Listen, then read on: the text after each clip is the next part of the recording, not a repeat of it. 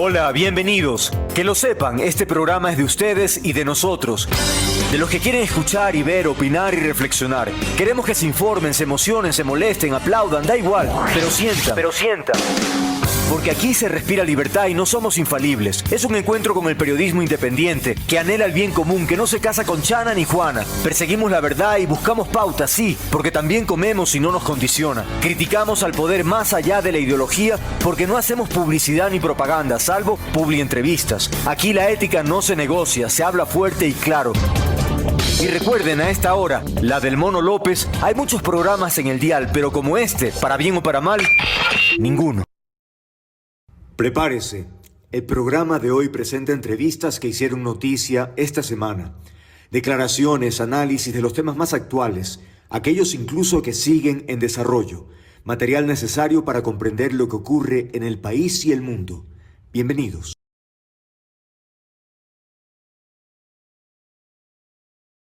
...17:35, 36 ya.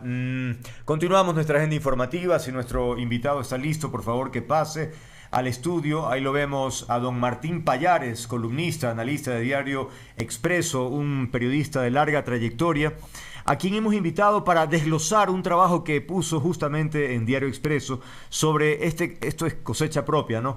El caso misterioso y sorprendente de la desaparición de la deuda de 95 millones del Grupo Noboa con el SRI. Realmente un hecho inédito, insólito, creo que incluso no solo a nivel de país, yo creo que en pocas veces debe haber ocurrido en otras partes algo de esta magnitud, ¿no? Y sobre todo lo que tú anotas, que tiene que ver con la poca información sobre el particular. Pero bueno, vamos paso a paso, Martín. Decía entonces que en 7 meses, de 95 a 0 la deuda. ¿Qué es lo primero que, bueno, tú lo mencionas en el artículo, ¿no? En el sentido de que esto empieza con unas normas en el legislativo que de alguna manera beneficiarían para que se empiece a licuar este tema. ¿Cuál es tu reflexión cronológica, digamos? Sí, hola mono. ¿Qué dice? Hay varias cosas, ¿no? Una es la poca información que existe sobre el tema. El gobierno no ha informado, el SRI no ha informado de una forma detallada. O sea, partamos de que todo fue lícito. Aparentemente todo fue absolutamente lícito, pero hay muchas dudas. Claro. Y esas dudas se generan por la falta de información. O sea, el SRI debería informar cómo es que se hizo un pago tan insólito que Corporación Noboa pasa en 7 meses de ser el deudor número uno Desapareció. de este organismo a ser el 159. O sea, eso no es, digamos que no es, iba a decir no es normal, pero no, digamos, eso no es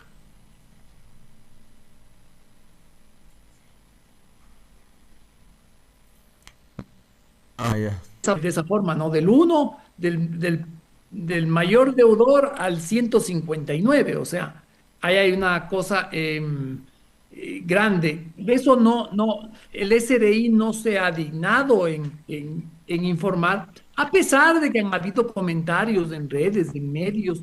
O sea, yo creo que lo normal hubiera sido que el SRI o la portavoz del gobierno salga y aclare y diga, esto se pagó así, asado y cocinado en virtud de tal ley o, o en virtud podemos ver que es una disposición transitoria de la última ley de integridad donde le quitan, Ujú. bueno, lo cierto es que se acoge a una amnistía, o eso es lo que parecería, ¿no? Se acoge a una amnistía tributaria eh, que queda vigente de una forma medio curiosa, digamos, y eh, se había visto que hasta el 30 de septiembre estaba en 3 millones, ahora la familia Noboa salió a decir en un comunicado que ya está Ujú. en cero, En que cero. ya no debe nada. Ujú. Entonces yo creo que sí, tomando en cuenta, Mono, que el presidente de la República es miembro de la familia, es parte de esa corporación.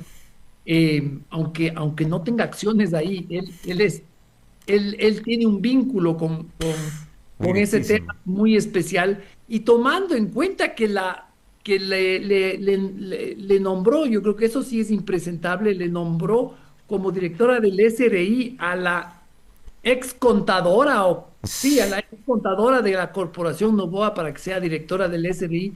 Yo creo que falta al menos cierta sensibilidad con la sociedad por no explicar cómo ocurrió todo esto, ¿no? Es que es inevitable pensar en conflicto de interés, es inevitable imaginar que desde hace algún tiempo el Ejecutivo mandó iniciativas que luego algunas estuvo en vigencia poco tiempo, pero en definitiva el texto de esas iniciativas lo beneficiaban. Es decir, es algo tan obvio y que evidentemente es lo mínimo que se podría esperar una aclaración o respuesta, ¿no? Porque ya en el 2025 tú mencionas que efectivamente esa disposición 13ª eliminó la parte en que decía que las empresas o los familiares del presidente o asambleístas, funcionarios, no podían beneficiarse de las ventajas de la amnistía. O sea, eso está más claro. Es decir, ¿cómo es que borras algo así? Eso no es ingenuo, pues, Martín. Claro, la historia es básicamente la siguiente. A finales del 2023, en el mes de diciembre, se aprueba una reforma tributaria Mm, en virtud de una ley económica urgente que me parece que fue la primera ley económica urgente del gobierno de Noboa. ujú, Se aprueba una reforma tributaria donde se incluye una amnistía tributaria, ujú, ¿no? ujú. La amnistía consistía en que las empresas deudoras en mora podían pagar el capital y no necesariamente tenían que hacerlo con los intereses y las multas, ¿ya?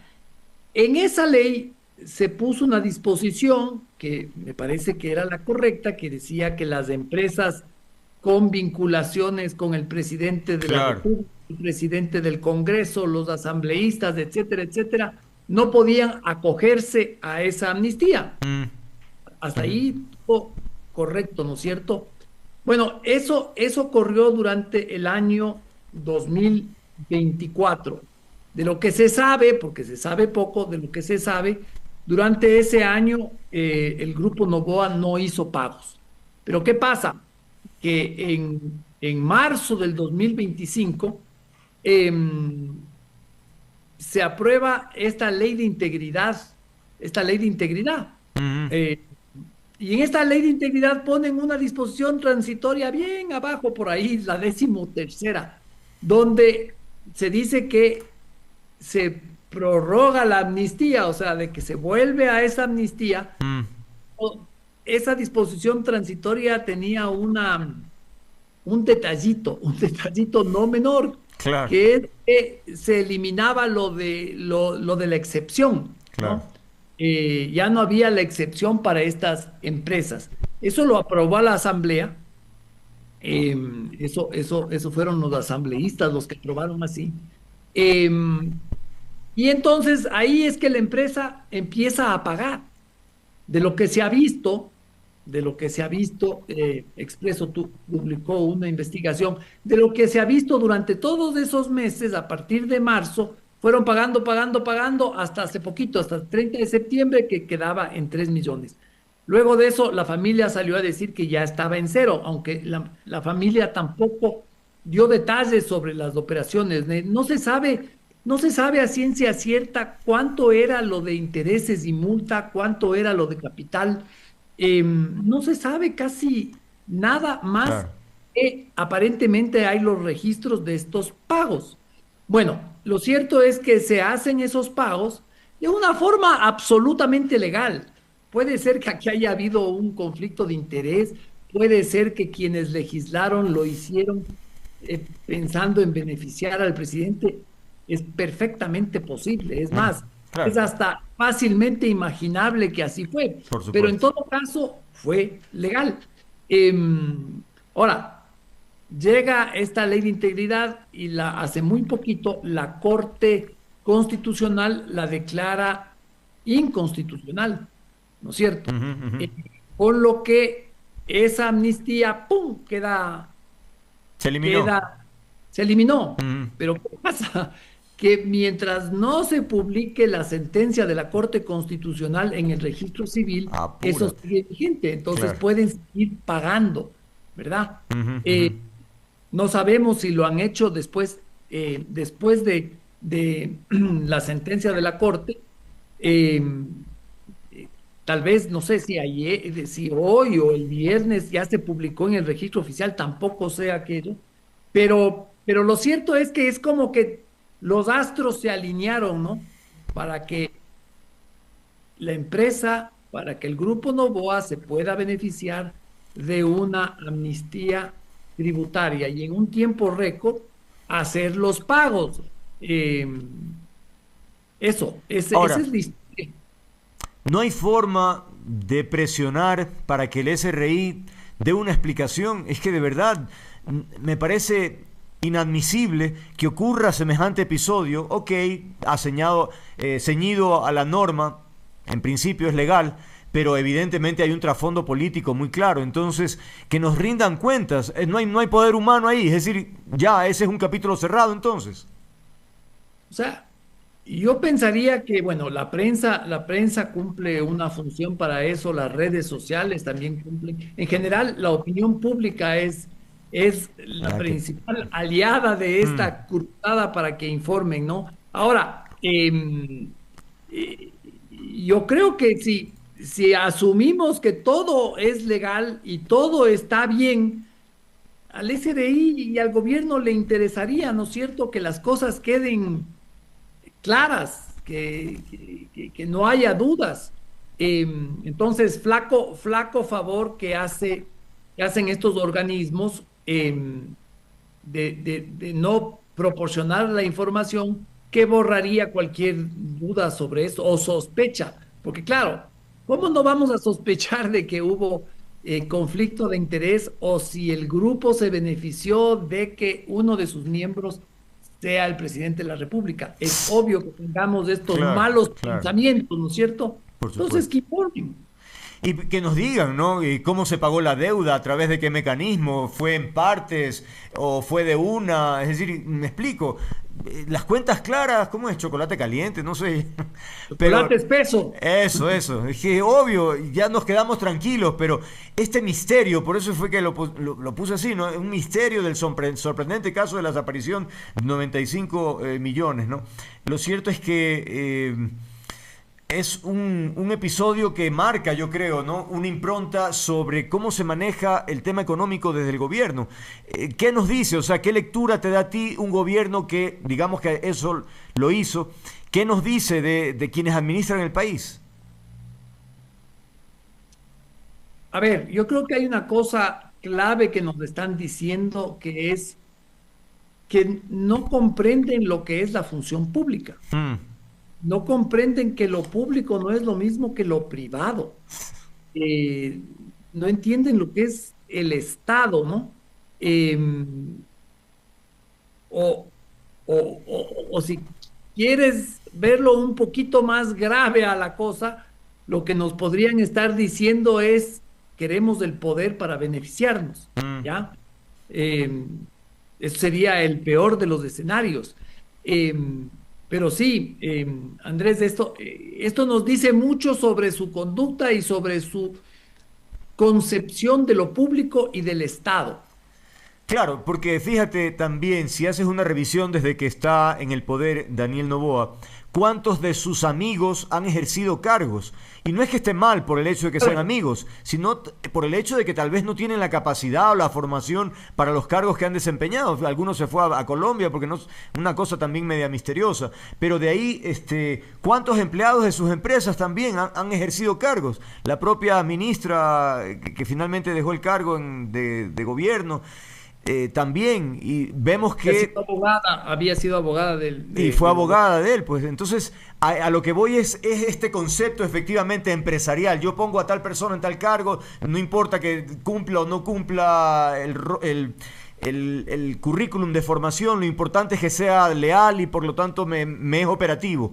Entonces, realmente eso deja muchas dudas, ¿no?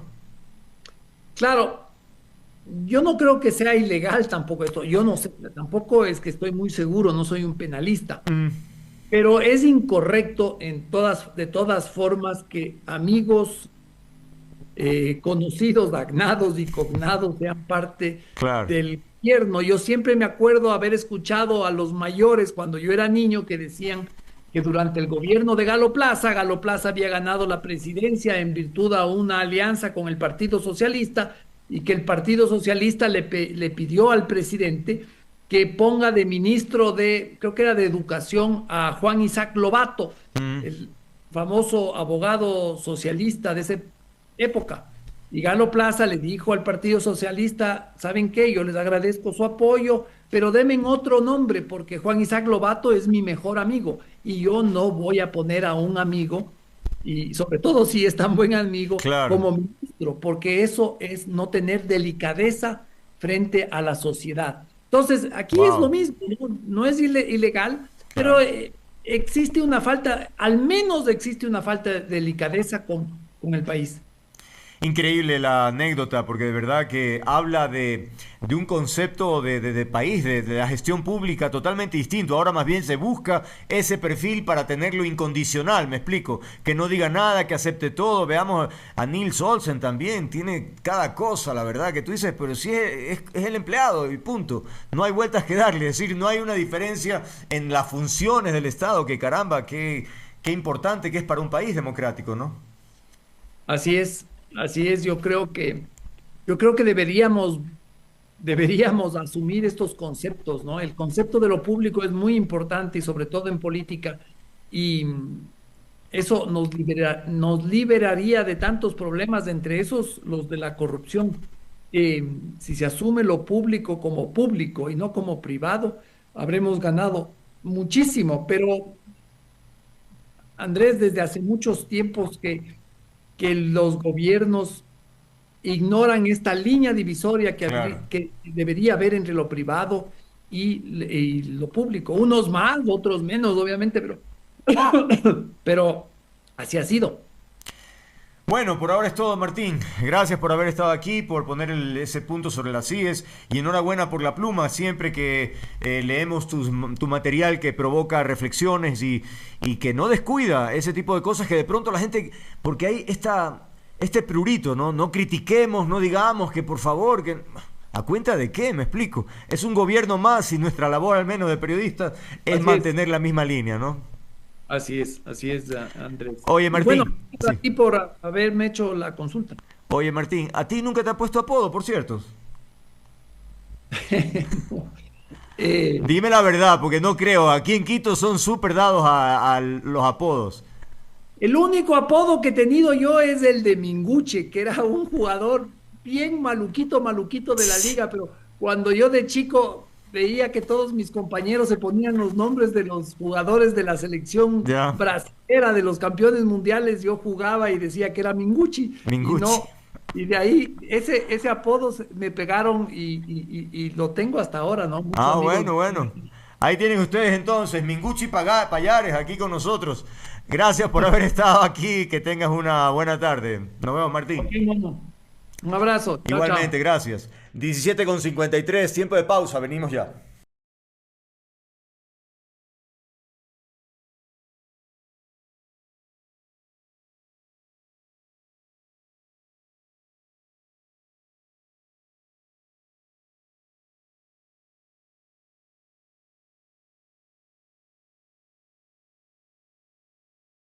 Bien, 17:53, vamos a continuar nuestra agenda informativa.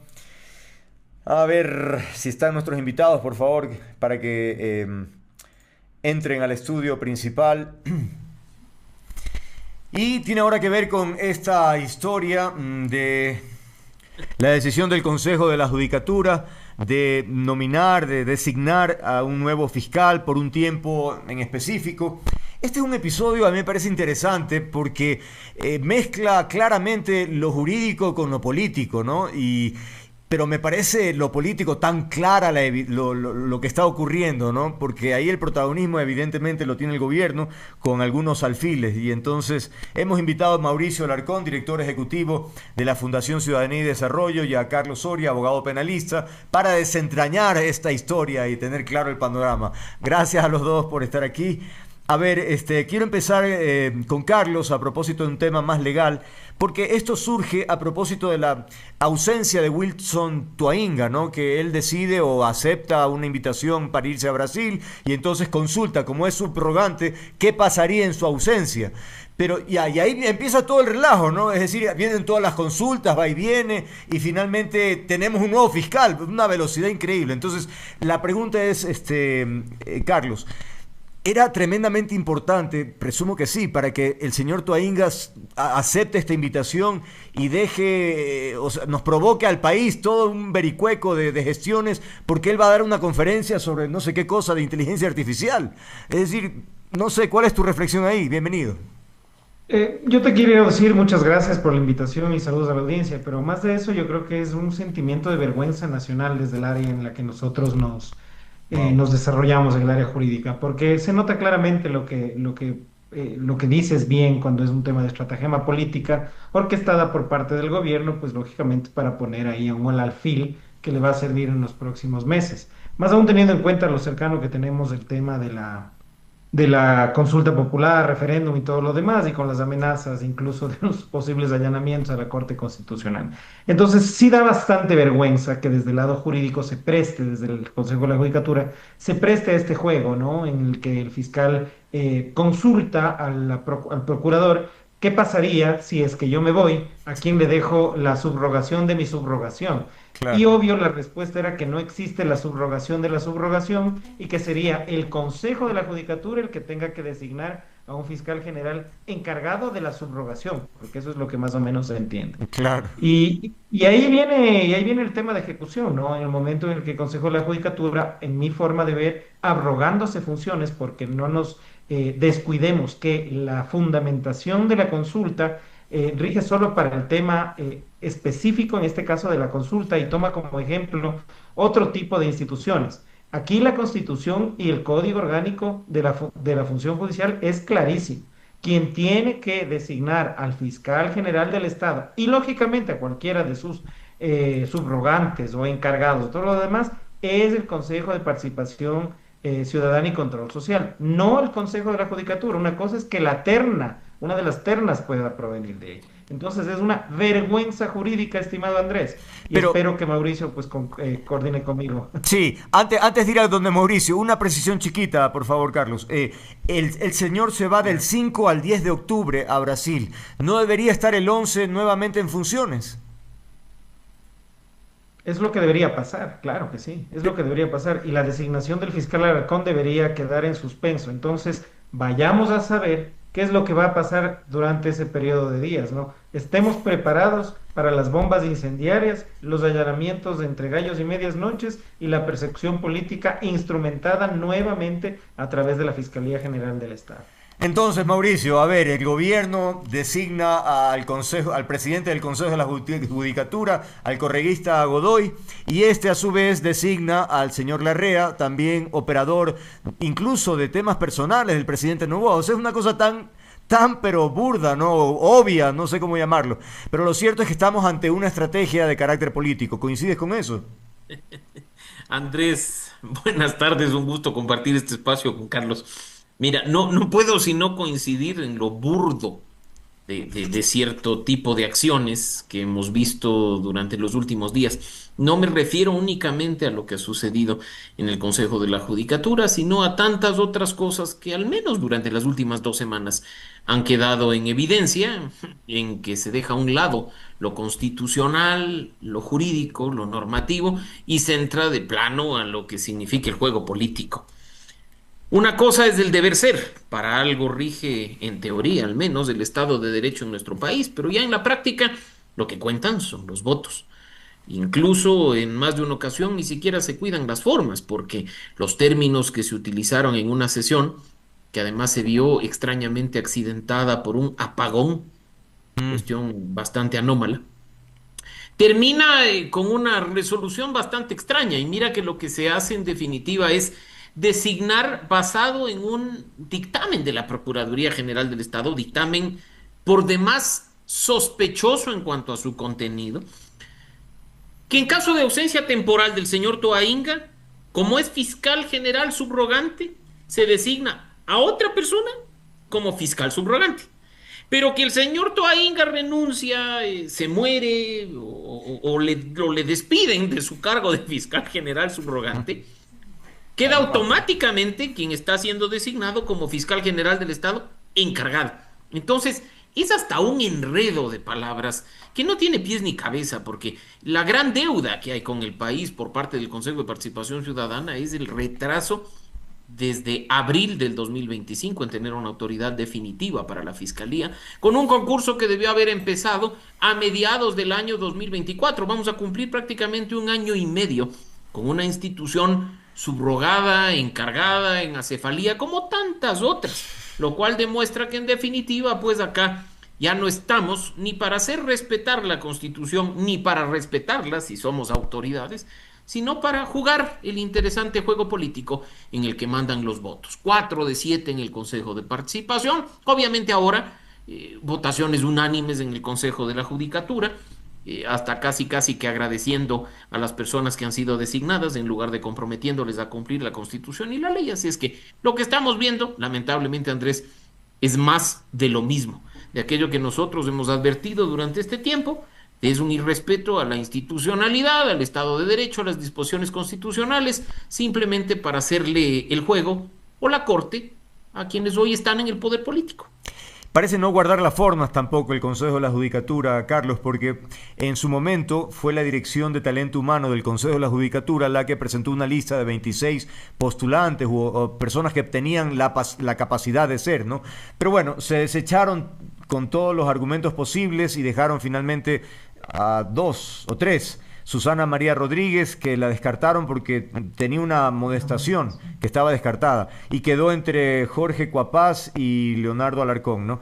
Y queda Alarcón a propósito de la ferviente defensa de Mario Godoy, que fue quien impuso su criterio y todos los demás aceptaron. A lo que voy es, ¿cómo es prematuro decir que ese consejo en términos generales va en la misma línea de Godoy o habrá que esperar más adelante a ver si hay voces disidentes? Yo creo que lo más importante es establecer las formalidades. Las formas en el ámbito jurídico son muy importantes. Y todas las formas en esta designación tan irregular te dan mucho que pensar. Y ojo, con esto no quiero decir que el doctor Alarcón no sea el fiscal más preparado o si no uno de los mejores llamados a poder ejercer el cargo. El problema es la forma de designación. El primero, el no saber quién subroga al subrogante, y al establecer que no existe subrogación del subrogado, entonces encarguemos la subrogación por un tiempo, por vacaciones o por lo que sea más.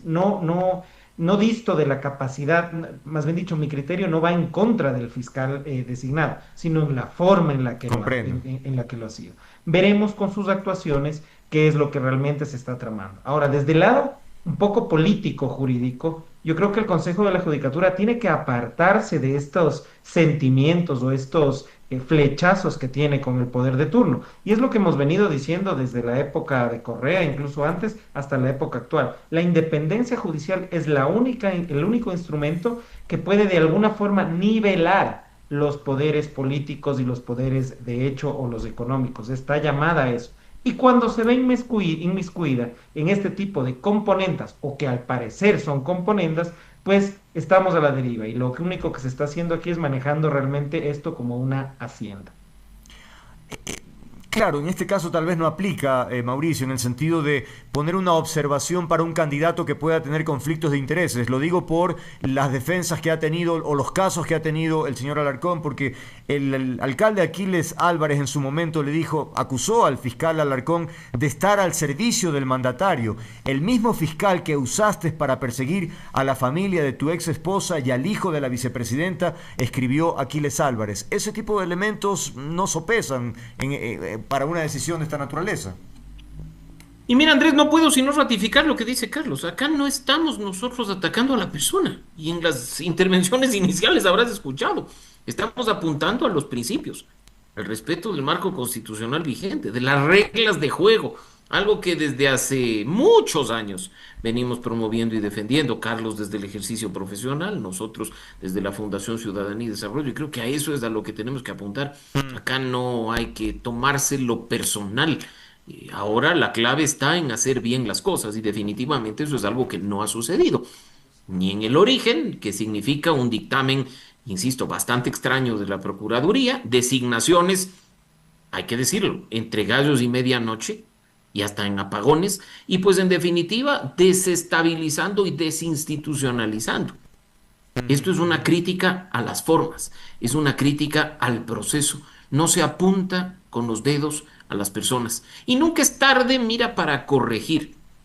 Tú ya lo decías al inicio, Andrés, el fiscal Toainga pues se sentirá muy bien viajando a Brasil para en la condición de fiscal mismo, que es gracioso, exponer situaciones de Claro. derecho penal, de inteligencia artificial en un gran congreso internacional. Es más que orgullo que nuestro fiscal esté en condiciones de hacer una exposición de ese tipo en buena hora, pero no por ello podemos aprovechar este asunto para seguir destruyendo las instituciones y seguir echando mano. Yo incluso aquí podría sospechar lo que es justo en esta semana y en este momento en que queda subrogado el subrogante a propósito del viaje con esta designación, que llega pues la denuncia de la bancada de ADN contra el señor Marlon Vargas, que no nos sorprenda que a la madrugada allanen su domicilio o aparte del congelamiento de cuentas hagan alguna otra cosa, ¿no? No se diga esos rumores que ya los hemos mencionado, han venido escuchándose desde la semana pasada a Mm, propósito de la Corte Constitucional y sus decisiones, ¿no? El derecho penal, claro. mira, es una herramienta poderosísima. Yo no soy penalista, Carlos lo es y lo maneja perfectamente bien,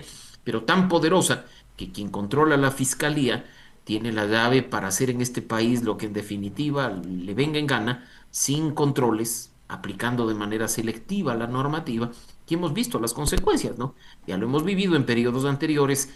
Ojalá más bien de una buena vez el proceso definitivo para designar autoridad avance y no tengamos que sufrir de estas manipulaciones políticas. Carlos, quiero insistir con la idea anterior en el sentido de el pronunciamiento de los vocales frente a este caso. Todos se allanaron diciendo que no, que está bien, porque la trayectoria, y está bien, yo evidentemente no puedo tampoco cuestionar la trayectoria, 23 años, entiendo, con casos importantes, en fin, todo bien, pero a lo que voy es, no pecaron de ingenuo o de allanarse, no tuvieron voz para decir, oye, pero esto resulta que, me explico, o era pertinente o no hacer un tipo de reflexión de lo que estamos hablando ahora.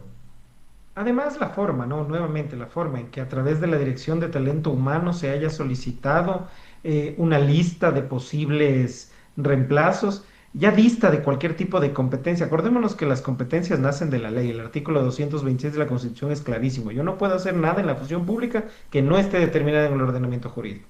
Yo quisiera preguntarle al Consejo de la Judicatura y a sus miembros del Pleno, en donde se le faculta al Consejo de la Judicatura a que a través de una solicitud de un listado a la Dirección de Recursos Humanos del Consejo de la Judicatura se establezcan los nombres de quienes podrían ocupar la más alta Claro. magistratura dentro de la Fiscalía General del Estado. Además de una cosa, obviando a 23 fiscales provinciales, porque existen fiscales provinciales que Mm, dentro de la carrera fiscal han demostrado los conocimientos, preparación suficiente para poder ejercer un cargo a nivel provincial. No se diría menos que deberían haber sido considerados para este tipo de cosas. Simplemente se los hizo al lado y se estableció esta lista última de tres, y que se determinó simplemente porque todos tenían unas hojas de vida impecables. Sin embargo, una tenía una amonestación, el otro tenía creo que 13 años y el otro 14 años en la fiscalía. mm, ¿Cuál es el método que utilizaron para hacer eso? Es mm. precisamente que lamentablemente o en buena hora nuestra constitución establece que sea el Consejo de Participación Ciudadana y Control Social a través de un proceso de méritos y oposición quien designe las autoridades. Y eso estará vigente, nos guste o no. A mí particularmente me parece un despropósito. Pero eso es la ley y hay que respetarla mientras esté vigente. Y todas estas artimañas administrativas y jurídicas con la finalidad de nombrar a la persona que uno quiere para que esté en ese puesto, lo único que develan es el comportamiento incluso doloso, por decirlo menos. Ahora, hay otro elemento que me preocupa, Mauricio, que ya lo mencionamos a la ligera, y en varias notas de prensa menciona que Alarcón asumirá como fiscal, bueno, ya asumió como fiscal general del Estado, hasta que el Consejo de Participación Ciudadana termine el concurso para elegir a una nueva autoridad. Entonces, ¿qué significa eso? ¿Que el señor Toainga va a regresar y el señor Alarcón va a permanecer en ese cargo? No entiendo esa parte, es decir, Es claro lo resuelto, a pesar de lo enredado, por el Consejo de la Judicatura en la noche del viernes. O sea, acá hay un subrogante del encargado y un subrogante del subrogante. Entonces, en definitiva, el señor Toainga regresa y vuelve a asumir la fiscalía. Cuidado, cuidado, y nos quieran comer al cuento o meter mano con una designación que no tiene pies ni cabeza. Por supuesto, es importante que haya un reemplazo del señor Por Toainga, supuesto. así se vaya a la playa de vacaciones y no exponer sobre inteligencia artificial en Brasil, pero eso no implica que le hagan a un lado. Ahora, si el señor Toainga renuncia, bajo esa lógica, termina siendo encargado el fiscal Alarcón y le Claro. tocaría a la judicatura designar un nuevo subrogante de Alarcón. Entonces, los procesos y las formas de nuevo cuentan y cuentan mucho. Y la preocupación incluso, que ya lo vimos lamentablemente con la fiscal anterior y ese conflicto de interés que lo analizamos aquí contigo, Andrés, en su momento, de haberse tenido guardado 15 meses una designación de embajada con beneplácito de un gobierno para seguir resolviendo cuestiones vinculadas hasta el presidente de la República y sus ministros de Estado, hoy estemos frente a un fiscal que evidentemente tiene conflictos de interés al llevar causas en las que el señor presidente de la República es una parte interesada, ¿no? Entonces creo que hay que prestarle mucha atención. Yo aquí sí ya voy a lo personal. Espero que el fiscal Carlos Leonardo Alarcón Argudo sea una persona que, pues, aplicando a rajatabla su ética, sus principios y las disposiciones normativas vigentes en el país, cumpla con los procedimientos. Y si tiene por ahí pues algún tema vinculado a intereses específicos o pronunciamientos previos o quién sabe qué, se haga a un lado y permita que las instituciones actúen. Lo cierto es que, de nuevo, celebramos que el señor Toainga exponga en Brasil en representación del país, pero que regrese pronto a hacerse cargo del encargo que le corresponde a propósito de haberse puesto al frente del kiosco una vez que la señora Salazar renunció para ser embajadora de Ecuador en Argentina. Y la pelota de alguna forma también cae en el Consejo de Participación, entonces, Carlos, pero ahí ya sabemos las historias de ese Consejo de Participación, que es un desastre. Entonces ni siquiera tienen la selección de la comisión para elegir y el tiempo que puede tomar aquello. Entonces por eso me preocupaba que digan que hasta que el Consejo de Participación no designe a uno, porque entonces pueden pasar quién sabe cuánto tiempo, es decir, nos cae lama. Entonces a lo que voy es, ¿qué escenario ves tú desde el punto de vista del Consejo de Participación?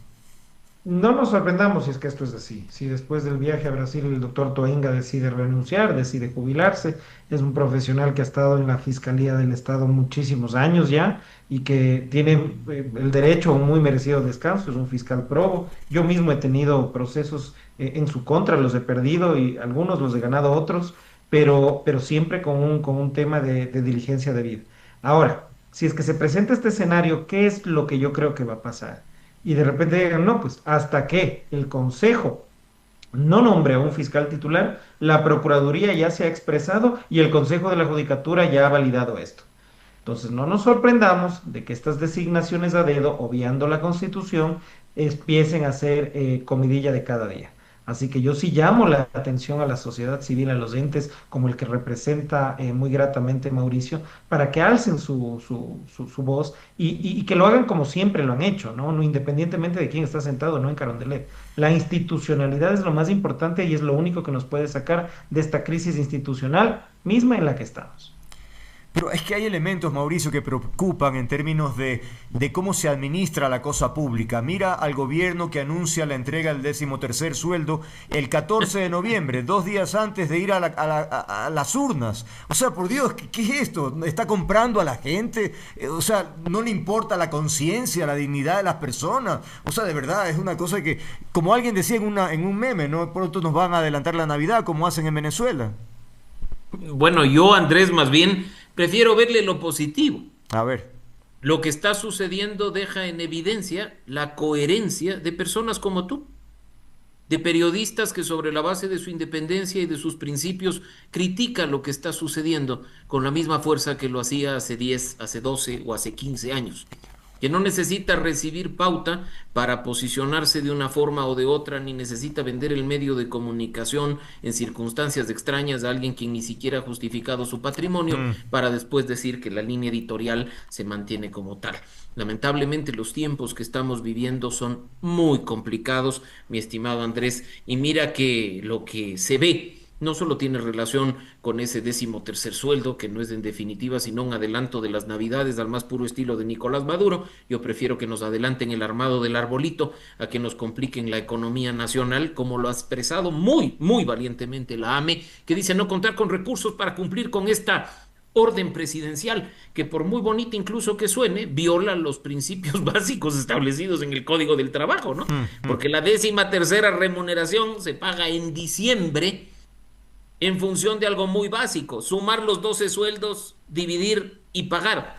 Entonces, hasta esas reglas lógicas no importan, con tal de extrañamente ganar no sé, pues la consulta, el referendo, lo que quiera que tengamos por delante. De todas formas, yo de nuevo también celebro que la ciudadanía no come cuentos, y si bien hay sí mucha gente que festeja y que celebra estas decisiones, porque además creen que aquellos que están reclamando el costo de vida, el impacto del retiro del diésel, se van a ir a comprar televisiones en Black Friday. Bueno, pues respeto mucho la burbuja en la que cierto grupo de poder económico, de clase media vive, pero acá la ciudadanía, mi querido Andrés, no come cuentos. Así es que más bien, de nuevo, ratifico y celebro tu independencia, tu objetividad, porque en cuestiones como estas es que se ve quién defiende principios y quién se acomoda a las circunstancias para sobrevivir. Gracias por esos conceptos, don Mauricio. Pero qué dura que es la vida así, ¿eh? Te cuento. Pero qué satisfactoria, porque... nadie dijo que sea fácil, Sí. mi querido Andrés. Defender principios en otra época hasta costaba la vida. Sí. Afortunadamente ahora no llega a esos extremos. No. Es difícil, pero es algo que tiene que reconocerse, y públicamente. No, aparte que te da una paz y una libertad, sobre todo, ¿no? Efectivamente poder expresar lo que percibo de la gente, la preocupación que tienen, y ese es el rol de quienes están en un micrófono, de poder expresar, insisto, o canalizar esas opiniones. Bueno, ahora, de lo que tú has mencionado, Mauricio, tal vez otro detalle que me genera es que el propio presidente es quien estimula la compra, porque el argumento de entregar el 14, Carlos, aunque no es un tema jurídico, pero como ser humano cualquiera de los que estamos aquí conversando, o sea, lo entrega y dice, para que puedan hacer sus compras el Black Friday, el no sé cuánto, el Monday, o sea... El concepto de gastar cuando la gente requiere, pues, de educación, de salud, de tantos... O sea, el concepto es compra y vende. Nos tratan como a idiotas, querido Andrés, perdóname, pero nos tratan como si fuéramos idiotas. Y el pueblo no come cuento, es verdad. Y ya se lo demostró al expresidente Lasso en algún momento en su consulta popular. Esta suerte de intencionalidad de darnos un día de más de feriado adicional ahora en esta semana, Además. limitándonos la posibilidad de trabajar. Y luego adelantando el pago de una remuneración que tiene un fin específico, que es para afrontar las eventualidades del fin de año, Ok, ¿no? claro. Y que se nos diga que esto es para que vayamos a comprar en el Black Friday y en el Cyber Monday. Es una locura, nos tratan como a idiotas. Entonces, lo importante aquí es generar debate. No podemos estar o no en desacuerdo, en acuerdo, pero lo importante es el generar el debate, el darse cuenta de cómo se están dando estas cosas y para qué se las está dando, por ejemplo. Porque una cosa es adelantar el pago de la 13ª remuneración, pero eso tiene que salir de algún lado. Es decir, el presidente tiene que coger esa plata, que no es barato, no sé cuántos miles de millones de dólares serán, pero y destinarlas al pago para un gasto en lugar de precisamente lo que bien tú decías, es tratar de mejorar la atención pública, la atención en los hospitales, este tipo de cosas que realmente son las que afectan todos los días a los ciudadanos de pie y que no son visualizadas, y que gracias a espacios, y coincido con Mauricio, como el tuyo, se puede llegar a opinar sobre esto. Mauricio, en el pasado, no tan lejos, hemos tenido una oposición política de gran nivel, es decir, cuando un gobierno lanzaba alguna idea, había una voz con la cual se podía debatir, y no, en fin. Hoy por hoy la oposición está a cargo de la Revolución Ciudadana y sabemos la carga de corrupción que tiene, entonces todo lo contamina. A lo que quiero llegar es, no nos hace falta tener más líderes de opinión, o más, me refiero a políticos o de oposición, lo que fuese, que salgan más, que puedan tratar de desvirtuar con ideas, lo que estamos viviendo. Es que si no, es como que no pasa nada, se lanzan las cosas y seguimos viviendo y no hay voz, digamos, de peso. No sé cómo lo ves. Mira, yo creo que lo más importante, aunque haya menos, es que haya espacio. Y espacios Ok. como este, en que podamos seguir defendiendo principios, en que podamos seguir levantando la voz. Las voces, en muchos casos, hay que decirlo, están atemorizadas y no solo por acciones de gobierno, sino también por ese fantasma del que muchos reniegan y que le ven quizá como su peor pesadilla, el fantasma del pasado. Algunos ya lo hemos superado porque no vivimos ni de taras mentales ni de recuerdos inútiles. Entonces yo creo que acá lo principal, Andrés, es seguir de nuevo y no quiero que nuestra audiencia crea que me has invitado para botarte flores, pero que espacios como este se mantengan vivos, que lleguemos a la gente, que se escuche temas. Acá, de nuevo, hemos hablado del tema de la fiscalía sin atacar personas. Nos hemos referido a los procesos, a los principios, a lo que se tiene que cumplir bajo la norma. Y eso es lo que debe ser insumo para la reflexión de la ciudadanía. Yo podría aquí empezar a hablar del tema de la constituyente y sin necesidad de pronunciarme a favor o en contra, simplemente preguntarles a quienes hoy están promoviendo el tema cuál es el modelo de país que nos están planteando con otra constitución para saber si me alineo y les apoyo Claro, claro, o si me voy para el otro lado. Y no, de eso se trata esa oposición política de claro. la que tú hablabas, y no una oposición político-partidista, una Ujú. posición sensata, fundamentada en cuestiones tan básicas como, a ver, ¿cuál es el modelo de instituciones que queremos? Se nos está planteando regresar a tres funciones. ¿Qué tipo de legislativo queremos? ¿Qué modelo económico? Si es que tanto se le ataca al modelo económico actual, nos están planteando como alternativa. No es cuestión de decir nos tienen bloqueados o esta constitución es para los delincuentes. No, no. Identifiquemos el tema. Sentemos bases, démosle insumos a la ciudadanía para que saque sus propias conclusiones. Así es que estos espacios, Andrés, son fundamentales para que nuestra audiencia saque sus propias conclusiones aquí. Si usted no coincide ni con Mauricio Alarcón ni con Carlos Soria, esté en su derecho. Si coincide, en buena hora, nos alegramos. De lo que se trata es que el debate, la discusión, la contraposición de ideas nos permita darle salida a esos problemas que, Andrés, incluso los números dicen, siguen siendo identificados como prioritarios de la gestión pública, con constituyente, sin constituyente, con fiscal o sin fiscal. Lo que necesitamos es que se trabaje para devolvernos la seguridad, la estabilidad económica y nuevas fuentes de empleo y algo de integridad y transparencia a la función pública. Aunque parecería que la estrategia política o de comunicación, Carlos, es no dar mucha información. Es decir, efectivamente nos quedamos con los estribillos que tú decías, Mauricio, esto de que los buenos somos más, o qué sé yo, el nuevo Ecuador, o lo que fuera. Lo que unos pocos que nos quieren detener, o sea, siempre con esos estribillos, esos eslogan, ¿no? Pero no nos dan información para debatir realmente con profundidad sobre el tema de las funciones, por ejemplo, o qué aspiramos a un congreso o a una asamblea bicameral, en fin, tantos elementos que deberían ser motivo de preocupación e interés de la gente. No, la gente se queda con ese tema, ¿no? Y vemos a la vocera del gobierno también no poder explicar muchas cosas o simplemente con monosílabos responder cuando uno requiere de información. De verdad es desesperante no tener materia sobre la cual debatir, Carlos. Sí, claro, si este es el nuevo Ecuador, te juro que no me gusta para dónde va.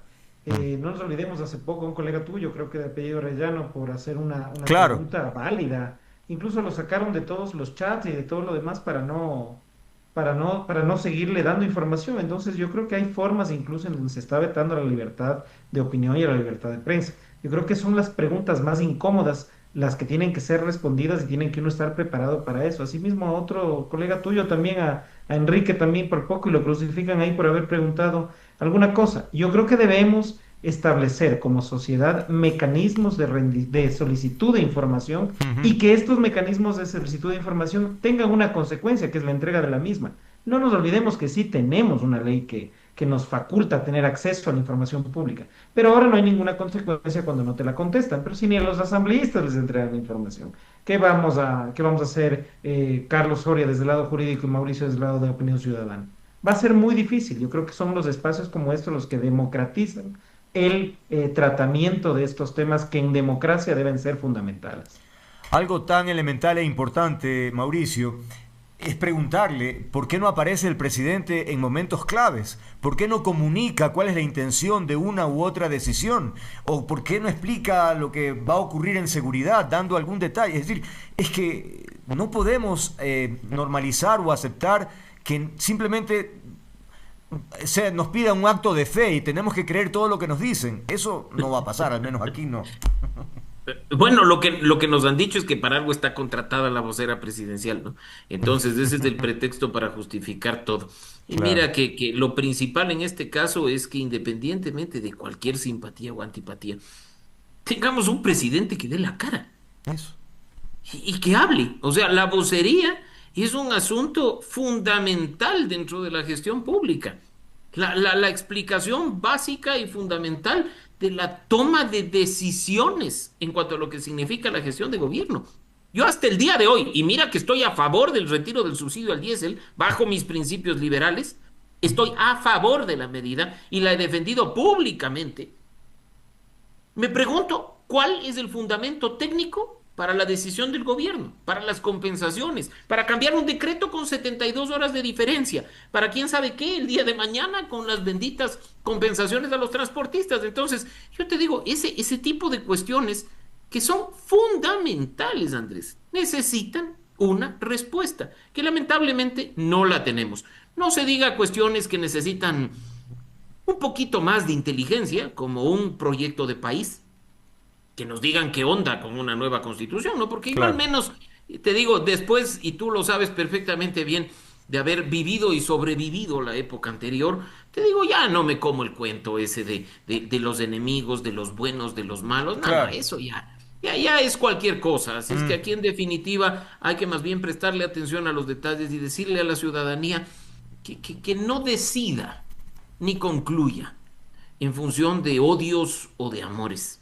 Que use un poquito más la cabeza, que deje a un lado el corazón y que empiece a preguntarse con mayor profundidad qué es lo que nos están planteando como alternativa.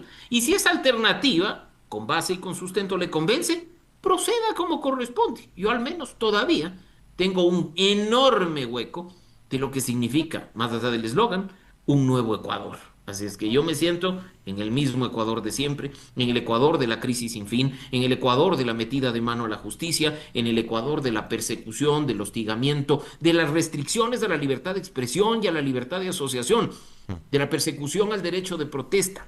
Y ahora, para remate, me siento en el Ecuador del estado de excepción permanente. Así de maravillosas están las cosas. Entonces yo creo que un poquito más de cabeza, un poco menos de corazón, porque creo que para algo nos diferenciamos de los animales, ¿no? Esa inteligencia y ese raciocinio es el que nos permite, creo yo, sacar conclusiones sin necesidad de estar usando 100% los sentimientos. Que era muy sentimental, pues señor Mauricio, ¿qué se va a hacer? Bueno, Este, de vez en cuando. de vez en El nuevo cuando. Ecuador parece que es sentimental. Carlos, cierro contigo. ¿Imaginas, porque estos días en redes también han salido muchas suspicacias, elucubraciones, la posibilidad de un allanamiento a la Corte Constitucional? ¿Qué figura, o sea, qué se configuraría con semejante atropello? Qué delicada tu pregunta y qué delicada la respuesta, porque yo creo que es la sola amenaza o el hacerte ver que tienes un poder omnónimo y que vas a ir en contra de todas las personas y todas las instituciones con las que no puedes, digamos, imponer tu criterio, hace que sean este tipo de advertencias algo realmente verosímil. No tendría idea siquiera por dónde Ujú. empezar para decir qué justificaría un allanamiento a la Corte Constitucional. Sería una locura que lamentablemente y luego de tantos años de democracia en el Ecuador la volvemos a vivir. Tal vez tú tengas unos pocos años más que yo, pero te recordarás lo de Febres Cordero en la Corte Suprema, lo de la Pichicorte. Bastantes, O claro. sea, siempre van a haber mecanismos de presión a los administradores de justicia porque, como digo nuevamente, la administración de justicia es el estate quieto, el pare para los apetitos voraces políticos de diferentes personajes a lo largo de la historia. Entonces realmente no justificaría absolutamente nada de esto. Y yo espero y estoy con el convencimiento grande de que el fiscal Alarcón no se prestaría para semejante despropósito. Ok. Y si lo hace, Es la sociedad la llamada a hacer respetar la institucionalidad. Independientemente de que nos guste o no las decisiones de la Corte, que a mí me parecen algunas acertadas, otras no, es la Corte Constitucional que rige los destinos constitucionales y es la protectora de los derechos constitucionales en este país. Así que sería semejante disparate, un dislate completo, más aún a puertas de un referéndum para tratar de ver una nueva constitución. Yo creo que no se atreverían a tanto. Esperemos que sea así. Esperemos que sea así. Quiero agradecerles a ustedes por haber participado en esta conversación. Realmente súper importantes reflexiones las que ustedes han proporcionado, el análisis que han hecho sobre la coyuntura del Ecuador y todos estos bemoles que tenemos que enfrentar, ¿no? Gracias a Mauricio Alarcón y Carlos Soria por habernos acompañado el día de hoy. Que tengan una buena noche. Gracias Muchas a ti, Andrés. gracias. Un gusto haber compartido este espacio con Carlos y un saludo a la audiencia. Mauricio, un gusto es mío. Gracias Andrés por la invitación y esperamos vernos en una próxima oportunidad. Buenas tardes. Cómo no. Gracias a ustedes. Buenas tardes. Igualmente.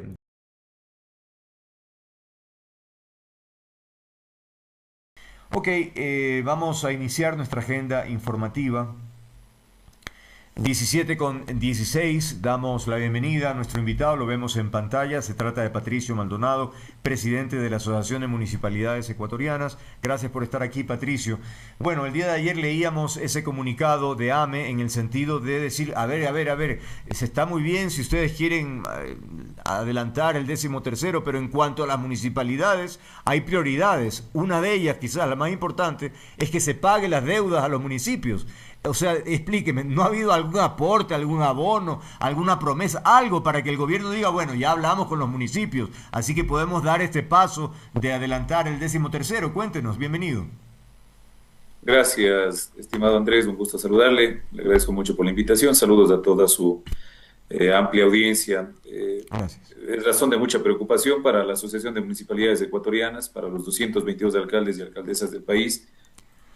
Cada día mirar cómo el gobierno nacional genera algún tipo de anuncio, pero con un desentendimiento de lo que estamos viviendo los municipios de la patria.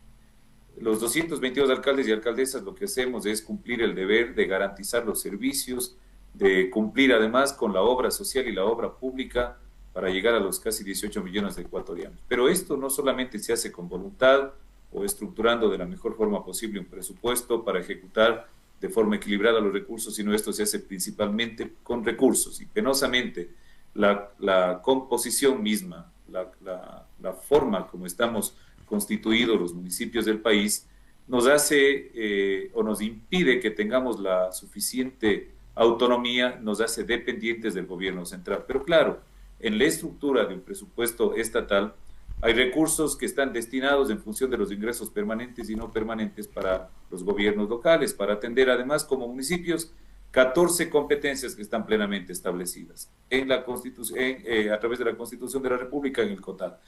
Y nos llama mucho la atención que debiéndonos 750 millones de dólares hasta el día de hoy, en cuanto a modelo de equidad territorial, competencia patrimonial o de patrimonio, Ley 047 para los municipios de Cañara, Soy, Morona, Santiago y Tungurahua, entre otros como IVA, Ley Amazónica, no estamos contando, se anuncie este tipo de situaciones donde se pretende adelantar o se decreta el adelanto de un 13º sueldo, cuando nosotros ni siquiera hemos podido pagar 2, 3 y hasta 4 meses los sueldos regulares, querido Andrés. Yo creo que hace falta tener un poco de empatía, pero parece que se está escuchando que hay que tener apatía. Yo quiero insistir, Andrés, ha sido constante el reclamo hacia el gobierno nacional, hacia el Ministerio de Economía y Finanzas, de que no se puede hablar de beneficios o ventajas cuando no hay un equilibrio fiscal. Sí, entiendo plenamente que hay mucha gente que está dentro de los grupos vulnerables y necesitan ser atendidos con bonos, necesitan ser atendidos por su misma connotación de ser vulnerables, pero también hay que entender que hay responsabilidades que están detrás de los niveles de gobiernos locales o de los gobiernos subnacionales. Y esto no se está entendiendo. Nos da a pensar que a nosotros no nos están pagando y que están utilizando nuestros recursos, los que constitucionalmente están establecidos, porque la única función del Ministerio de Economía y Finanzas es ser custodios de los recursos que por ley nos corresponden, que tienen que llegar de manera puntual, transparente, directa y en función de los ingresos permanentes y no permanentes. La Asociación de Municipalidades hace ya algunos días presentó, hizo pública la deuda, el monto de la deuda que usted acaba de mencionar. Desde entonces no ha habido ningún tipo de acercamiento, algo que tú digas, bueno, han escuchado nuestro clamor, nos han dicho, ¿sabe qué? Reunámonos un ratito, conversemos, algo o nada. Absolutamente nada, Andrés. Esto responde básicamente a que estamos Increíble. próximos a unas elecciones de la Asociación de Municipalidades Ecuatorianas o en la Asociación de Municipalidades Ecuatorianas. Y claro, no somos los candidatos de la línea de gobierno, hay una candidata que está en la línea de gobierno. Entendemos que esa ha sido la razón para cerrar todos los puentes de diálogo, pretendiendo sacar ventaja o aventajar a su candidata para que ella de alguna forma sea la vocera. Pero no ha habido no ha habido una vocería que dé solución a los problemas. Se ha generado una suerte de un círculo vicioso donde se cumplen o se vencen 3 cuotas de modelo de equidad territorial y nos cancelan una y volvemos a lo mismo porque eso nos permite pagar apenas digamos, un sueldo retrasado. Claro. Y quedamos igual de incumplidos con nuestros proveedores, con toda la gente que tiene dependencia de los gobiernos locales. Así es que hemos estado constantemente haciendo el llamado. Nosotros hace un mes aproximadamente generamos una rueda de prensa nacional donde dijimos que si en 15 días no teníamos respuesta por parte del gobierno nacional, generaríamos ya una acción o plantearíamos una acción de incumplimiento o de inconstitucionalidad, incumplimiento a la norma, pero para ese fin de semana ya nos habían cancelado una cuota. Luego volvemos a este círculo vicioso del que estoy hablando. Nuevamente se terminó septiembre. En estos días entenderé que nos van a cancelar una cuota, o sea, la cuota del mes de julio, y seguirá pendiente agosto, septiembre, hasta que se termine octubre. Claro. Se cumple otra vez 3 meses y así Una... en ese caminar hemos estado todo este tiempo, querido Andrés, pero lastimosamente la gente está sintiendo la desatención. Muchos municipios somos el eje fundamental para la dinamización de la economía local. Muchos cantones son cantones pequeños, 160 cantones, 150, perdón, cantones de nuestro país son pequeños. ¿Cuáles están considerados cantones pequeños? Los que tienen menos de 50.000 habitantes. Luego, intermedios y grandes únicamente 3, y luego intermedios, esa diferencia para llegar a los 222, que tampoco han alcanzado a tener una autonomía suficiente donde, digamos, teniendo los recursos propios, puedan adquirir la autonomía para no depender del gobierno central. Hoy veía con preocupación incluso un anuncio del alcalde de la ciudad de Cuenca, a pesar de ser una ciudad grande, que lógicamente tiene un presupuesto bastante amplio, donde decía, si no llega un pago de los 4 pagos que están pendientes de parte del gobierno central, está ya exigido a no poder cumplir con sueldos, ni siquiera se habla de décimo, con los sueldos de este mes que les corresponde a los trabajadores por ley. Ahora, sorprende que por diferencias ideológicas o políticas finalmente se afecte la calidad de vida de las personas. Es decir, si hay una diferencia que es normal en todas partes del mundo, pero eso no tiene nada que ver con recursos que son obligatorios, que se deben transferir de manera, por cierto, entiendo de manera automática. Tampoco entiendo por qué no ocurre aquello. ¿Cuál es la explicación para que eso no funcione de manera inmediata? O sea, querido Andrés, usted y creo que la gran mayoría de conciudadanos que están observando este espacio de comunicación, coincidimos plenamente que más allá de las diferencias que podamos tener de pensamiento, ideológicas, tiene que haber una suerte de deponer las posturas para que se pueda coincidir, converger en algún punto y eso dé lugar a atender las necesidades de los ecuatorianos. Acá no se le afecta al alcalde, a la alcaldesa, porque finalmente está cumpliendo un rol. Y claro, si es que tenemos los recursos, lo hacemos, y si no tenemos, simplemente se sigue prorrogando para en algún momento poder atender. Sin embargo, la lectura es clarísima. Creo que la posición del gobierno central es de poner cualquier diferencia que pueda haber, y yo quiero entender que momentáneamente por este tiempo se habrá cerrado los espacios de diálogo, y una vez que hayamos superado ya esta situación de elecciones, se pueda volver a la normalidad. Pero también hay el otro escenario, querido Andrés. Por ejemplo, se eligió autoridades que representan al consorcio de prefecturas del país, y claro, está una persona totalmente afín al gobierno, pero no ha cambiado nada de la realidad de los gobiernos provinciales, porque de lo que tengo conocimiento, a ellos incluso les deben un mes más de lo que nos deben a nosotros los municipios. Entonces, no es un tema que va netamente por lo político, seguramente por las aspiraciones justas de una compañera alcaldesa, y el afán ellos de que llegue alguien de gobierno, que no esté haciendo este tipo de reclamos, que no salga a los medios de comunicación a expresar las necesidades, seguramente querrán de alguna manera silenciarnos. Pero nosotros estamos haciendo lo que por ley nos corresponde, reclamando nuestros derechos justos, por cumplir causas justas además, y creo que estamos cumpliendo el rol, el mismo que ha sido encargado por una gran mayoría de los 222 alcaldes y alcaldesas. ¿Y qué piensa la gente? Es decir, ¿consideran que es responsabilidad exclusiva del municipio, que no haya, digamos, el trabajo que se esperaría, las obras que se esperaría, o tienen claro que hay un problema que se genera desde el Ejecutivo? Bueno, justamente esa es la razón por la que nosotros constantemente estamos en medios de comunicación, para inteligenciar al común ciudadano de que esto no es una responsabilidad o una falta de voluntad del alcalde o la alcaldesa, sino que esto responde a una desatención por parte del gobierno central a través del Ministerio de Economía y Finanzas, y que obviamente esto repercute en un efecto dominó hacia los municipios, los gobiernos locales. Así es que decirle, por ejemplo, Andrés, a usted y a los conciudadanos, hay municipios en el país que tienen un presupuesto que bordea, en algunos casos ni siquiera llegan al $1.000.000, en otros casos están bordeando el $1.000.000 anuales. Anuales, ustedes pueden imaginarse de por sí lo imposibilitados que están para poder ejecutar obras.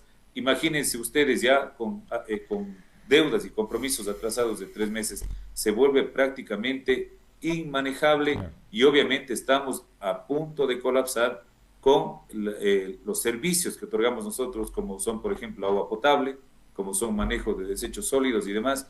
Y esto no va por lo político, no es una amenaza, es simplemente exteriorizar nuestra gran preocupación que tenemos, porque los ciudadanos no tienen por qué asumir una responsabilidad de esta naturaleza cuando están cumpliendo con sus pagos de impuestos, cuando están cumpliendo con su rol de ser positivamente aportantes a una sociedad, y esperan que sus gobiernos locales y su gobierno nacional devuelva todo ese esfuerzo del que se contribuye a través de sus impuestos.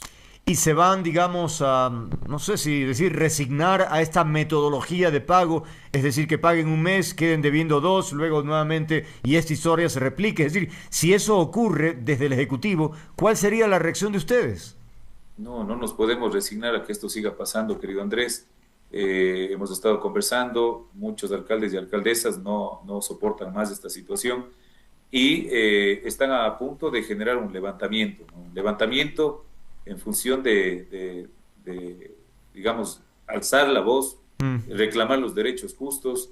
No nos podemos resignar a que haya esta constante situación, cuando por otro lado miramos que sí disponen de recursos para adelantar obligaciones que todavía no se han cumplido, cuando por otro lado con nosotros hay obligaciones de mucha data que están vencidos, que estamos mirando que se entregan bonos y demás. ¿Qué es lo que dicen los alcaldes? Son nuestros recursos, claro, los que están repartiendo con los que están quedando bien el gobierno central, y no están quedando bien, porque la gente, hay miles de ciudadanos y de familias que dependen de los gobiernos locales, y que penosamente están en una situación crítica, porque no es que los colaboradores tienen la capacidad de recibir su sueldo y ahorrar. Son recursos que ya están comprometidos con los diferentes bancos, con las cooperativas, con la tienda de la esquina, con la farmacia. Es decir, la economía en las localidades está totalmente paralizada.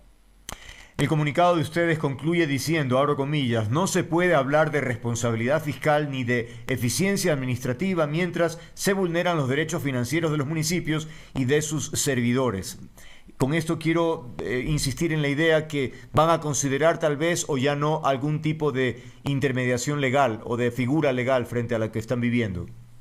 Sí, ese es un planteamiento que está sobre la mesa, querido Andrés. Esto nace de la necesidad y un planteamiento de un grupo mayoritario de alcaldes y alcaldesas.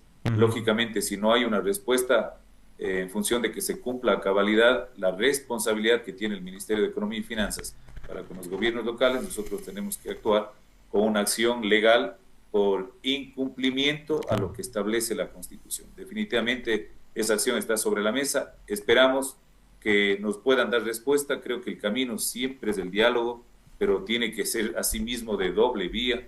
Nosotros hemos motivado, hemos propiciado muchos espacios. De hecho, hemos extendido un oficio de manera formal, lo hemos hecho a través de medios de comunicación, lo hemos hecho de manera informal a través de WhatsApp, por ejemplo, con la señora ministra, pero por ahora no tenemos ningún tipo de respuesta. Espero que esta realidad cambie pronto y espero que se genere una conciencia para con los gobiernos locales porque la gente está realmente colapsada. Realmente es una situación crítica la que vive el país a nivel de gobiernos locales.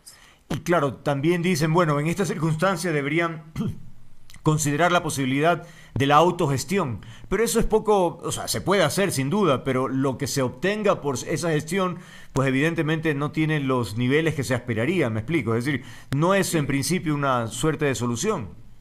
Bueno, querido Andrés, creo que los alcaldes y alcaldesas del país tienen bastante clara la visión y ojalá llegue el día donde realmente no sea lo de GAD, lo de gobierno autónomo descentralizado, no sea solamente un lindo nombre que acompaña al nombre de nuestra ciudad o de nuestro cantón, sino que realmente sea una identificación o una identidad que nos permita tener la suficiente autonomía y la descentralización que ayude a que se genere un desarrollo nacional, pero equilibrado, equitativo porque hay mucha brecha entre el centralismo de Quito o el bicentralismo de Quito y Guayaquil, la diferencia de lo que se vive en esas dos ciudades frente a Mm, lo que se vive en la gran mayoría del país, entendiendo y considerando dentro de este grupo las ciudades amazónicas, que es de donde realmente sale nuestra riqueza para así es, exportar, así es. definitivamente nos deja mucho que desear. En ese sentido, nosotros, querido Andrés, siempre hemos sido propositivos, siempre hemos buscado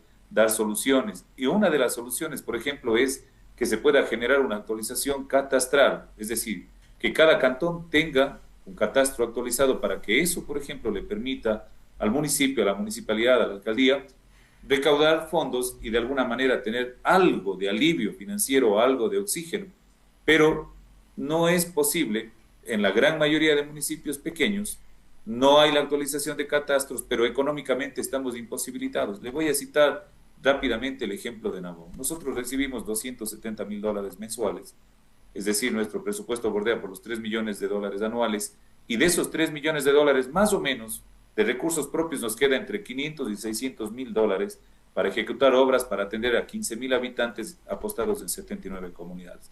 Puede imaginarse lo difícil que es cuando un sistema de alcantarillado, un sistema de agua potable, bordea ese valor o supera. Es decir, hay dependencia del gobierno central y dependencia de tener que endeudarnos de otros, con entes, digamos, paralelos. Ahora, para actualizar el catastro, por ejemplo, Nabón necesita $1,200,000.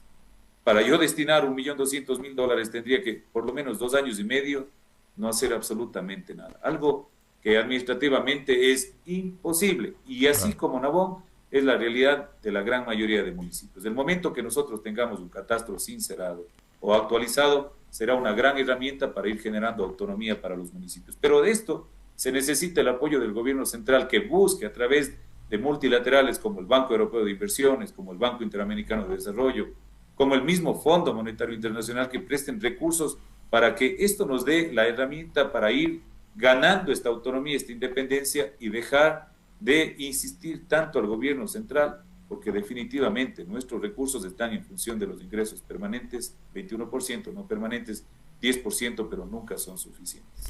Bien, muchísimas gracias por haber aceptado esta conversación, Patricio. Sin duda, no hay equidad, no hay coherencia, no hay empatía, como usted mencionaba, y enfrentamos un feriado donde supuestamente el gobierno dice, vayan ustedes y diviértanse, recorran el país, visiten ciudades. O sea, pero en estas circunstancias realmente tiene traspapeladas las prioridades, ¿no? O cuando da estos Así es. bonos, en lugar de efectivamente dirigirlos hacia quienes lo requieren para desarrollar y dar calidad de vida a los habitantes y no chucherías, ¿no? Entregar para que contentar en un momento y luego viene nuevamente la misma situación.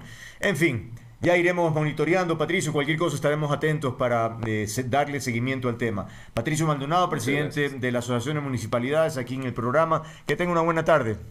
Gracias por la invitación, Andrés. Un abrazo. Buenas tardes. Igualmente, gracias a usted. 17:34, tiempo de pausa, amigos, venimos ya.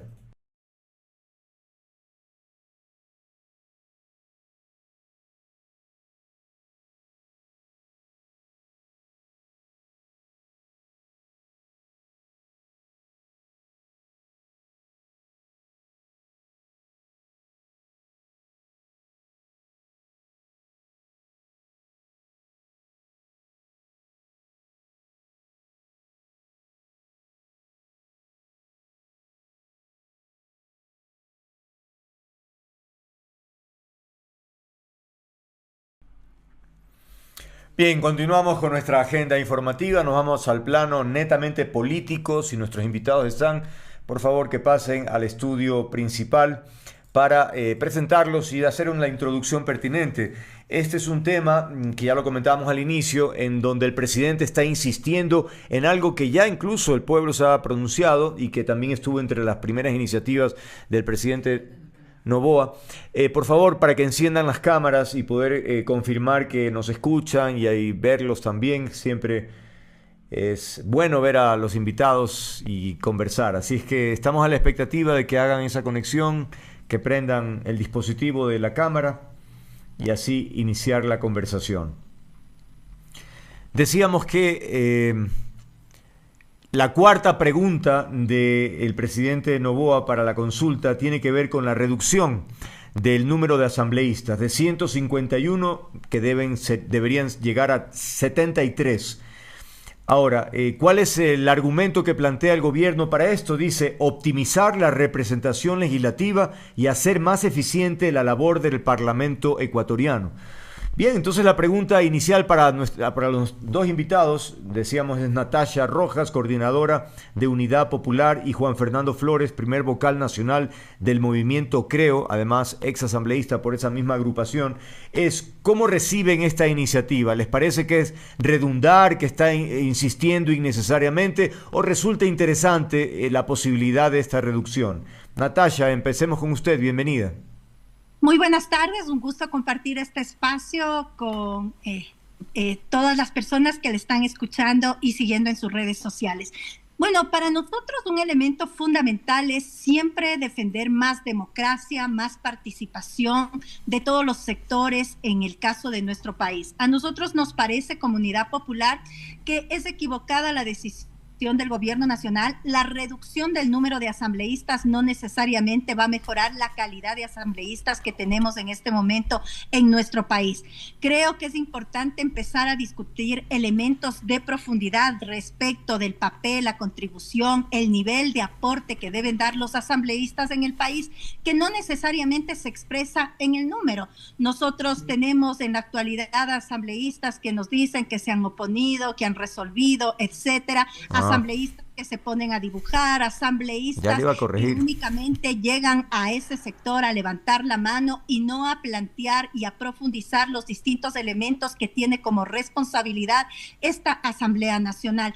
Por lo tanto, más allá del número que nos parece que es un elemento que vulnera el derecho a la democracia, a la participación, este va de la mano con las reformas a los métodos de distribución de escaños que definitivamente a los distintos sectores políticos, con excepción de aquellos mayoritarios, van a dejar sin representación política en el caso del país. Y el tema de las minorías, el tema de tener una Asamblea Nacional, un consejo municipal diverso con la representatividad de distintos sectores, siempre va a contribuir a fortalecer el debate público, el debate político y las decisiones que se toman. Listo. Juan Fernando, por favor, también la primera lectura a propósito de este tema. Nos dice Natasha que desde el punto de vista de ella es importante mantener la participación ciudadana. ¿Cuál es su línea? Bienvenido. Muy buenas tardes, muchas gracias por la oportunidad del espacio. Un saludo a Natasha, igualmente a todos los que nos están viendo y escuchando. Como movimiento Creo, el día de hoy vamos a tomar decisión. A las 7 de la noche tendremos una Asamblea Nacional como movimiento político para definir cuál va a ser nuestra línea, pero la posición que tenemos en su mayoría, quienes somos parte de la organización, es que el reducir la Asamblea Nacional es una posición y lucha que hemos venido defendiendo desde hace años atrás, tanto así que incluso en el gobierno del presidente Guillermo Lasso presentamos una consulta que planteaba justamente el proceso de generar una nueva configuración de la Asamblea Nacional, donde el punto central se entienda desde una base. Nunca existirá un número perfecto de representación. Decir hoy cuál es el número perfecto exacto que calce para la representación sería engañar a los ecuatorianos. Aquí el debate profundo y real que se tiene que dar sobre este asunto es la calidad de los legisladores que tenemos que tener. Porque al día de hoy hemos visto que en la nueva Asamblea Nacional, tanto de la bancada 1, que es grande, tenemos a quienes dibujan o acostados desde una cama pretenden legislar, tanto de la bancada 2, aquellos que se retiran de la organización del debate o dejan sin quórum las comisiones o las votaciones para simplemente plantear su proceso. Si vemos en ambos lados, ya han fallado los dos. Y hoy hablamos de que el problema era que las bancadas eran muy pequeñas y que necesitábamos bancadas con grandes asambleístas. Pues hoy tenemos las dos grandes bancadas, primera vez que ocurre desde hace muchísimos años en el país un planteamiento como este, pero ambas han fallado. Así que el punto aquí central del debate que tiene que darse en la ciudadanía no es cuál es el número exacto donde me siento representado y cómodo, sino cuál es la calidad de los legisladores, cuál es el formato de votación que nos están presentando para poder elegir, porque mientras sean listas cerradas, seguiremos teniendo que la votación plancha sentará quien sea en la Asamblea Nacional cuando en votación abierta podríamos elegir a los mejores hombres, mujeres y jóvenes para que estén sentados allí y para que no tengamos hoy el lamentable resultado que ya tenemos de la Asamblea actual. Natalia, usted hace un momento hacía referencia entonces a la importancia de la participación ciudadana, pero a reglón seguido también hacía énfasis en los errores tan burdos que han cometido, que denotan una suerte de poca preparación. Entonces ahí viene el tema, cojo también lo que decía Juan Fernando, en el sentido de la calidad. Es decir, esta historia de que porque son ecuatorianos y son mayores de edad ya pueden ser legisladores, parecería que no es apropiado, Natalia. Es decir, tiene que ser gente que sepa lo que va, que tenga una formación que le permita trabajar textos, que son las leyes, que nos van a regir la vida, nada más y nada menos. Es decir, no es un tema menor que por pretexto de la participación, pues que entre Raimundo y todo el mundo. Es lo que estamos sufriendo pues ahora, Natalia. Siempre más democracia, nunca menos democracia. Ese es un concepto importantísimo desde nuestra perspectiva. Pero democracia preparada, pues. Por supuesto. En segundo lugar, vamos a tener provincias, por ejemplo, del oriente ecuatoriano, que van a tener un solo representante en la Asamblea Nacional con esta propuesta del gobierno nacional. ¿Por qué el número que establece? ¿Por qué no 60? ¿Por qué no 40? ¿Por qué no 120? ¿Por qué no 130? Se está estableciendo un sinnúmero de políticas y medidas que vienen desde el gobierno nacional con total improvisación. Y esa improvisación también la miramos en la propia Asamblea Nacional. No solamente en la aprobación de leyes, mire cómo la Corte Constitucional les devuelve las leyes que aprueba la Asamblea Nacional, que elabora el presidente de la República en torno a la consulta popular, para que hagan bien el deber, porque no son capaces ni siquiera de sentarse a leer lo que están aprobando, lo que están discutiendo, lo que están analizando. Pero ahí me está dando la razón, pues, Natalia. Es decir, gente que hay que ser más rigurosos para que vaya, que, a ver, no estamos en contra de la democracia. Yo apoyo 100% efectivamente la participación, pero que esas personas que van tienen que saber a qué van. Es que no podemos aceptar por esta historia de que todo el mundo tiene que estar allí, tener los papelones y sobre todo el trabajo tan mediocre que tiene la Asamblea. Téngalo por seguro que muchos asambleístas de ADN que hoy ocupan una curul, si eran candidatos a presidentes de donde viven, ni siquiera por supuesto conocía. Y esto tiene que ver con este método bastante perverso que tiene que ver este voto, ¿no es cierto?, respecto de que quien vota por el presidente de la República termina votando por los asambleístas. Lo mismo sucede en el caso de las elecciones seccionales en torno a las alcaldías. Hay que establecer mecanismos, hay que establecer reformas profundas. Es necesario que la ciudadanía cada vez actuemos con mayor responsabilidad a quienes elegimos. No porque hace un buen TikTok, no porque está junto a X candidato presidencial votar, sino mirar la trayectoria, mirar el compromiso social. Basta de improvisaciones, porque las improvisaciones no solamente son de aquellos que no conocen cuál es la función que cumplen en la Asamblea Nacional. Mire el ridículo que acaban de hacer los dos asambleístas de ADN en la Fiscalía General del Estado. Sin que se presente ningún delito, van a denunciar a dirigentes indígenas en la Fiscalía General del Estado. Por favor, ¿en qué país estamos? O lo que hace el presidente de la República, el señor Noboa, enviar proyectos de ley a la Asamblea Nacional con el nombre de económicos urgentes, cuando la propia Constitución establece que debe referirse a una sola materia. Reforman 20, 19, 15 leyes, lo cual es inconstitucional. Es decir, requerimos la preparación, requerimos el compromiso social, pero por sobre todo, amor profundo a esta patria, amor profundo al Ecuador. Okay. Quienes queremos al Ecuador, quienes hemos nacido en este país, quienes hemos crecido, nos hemos desarrollado, creemos en el Ecuador, por supuesto existe un compromiso totalmente distinto al que actualmente existe. Yo quiero aprovechar incluso este espacio y cierro con este elemento, esta parte, mi solidaridad profunda con los familiares del compañero Efraín Fuertes asesinado en este gobierno, con todos los luchadores sociales que han sido detenidos, y rechazar la política de criminalización en contra de los luchadores sociales que está implementando este gobierno autoritario, prepotente, con características de dictadorzuelo, que está poniendo en riesgo la democracia desde el punto de vista de la Natasha, y electoral. Listo. Ahora, Juan Fernando, retomando el tema, concretamente, ¿cuál podría ser una suerte de filtro para lograr esa calidad que todos aspiramos en un legislador?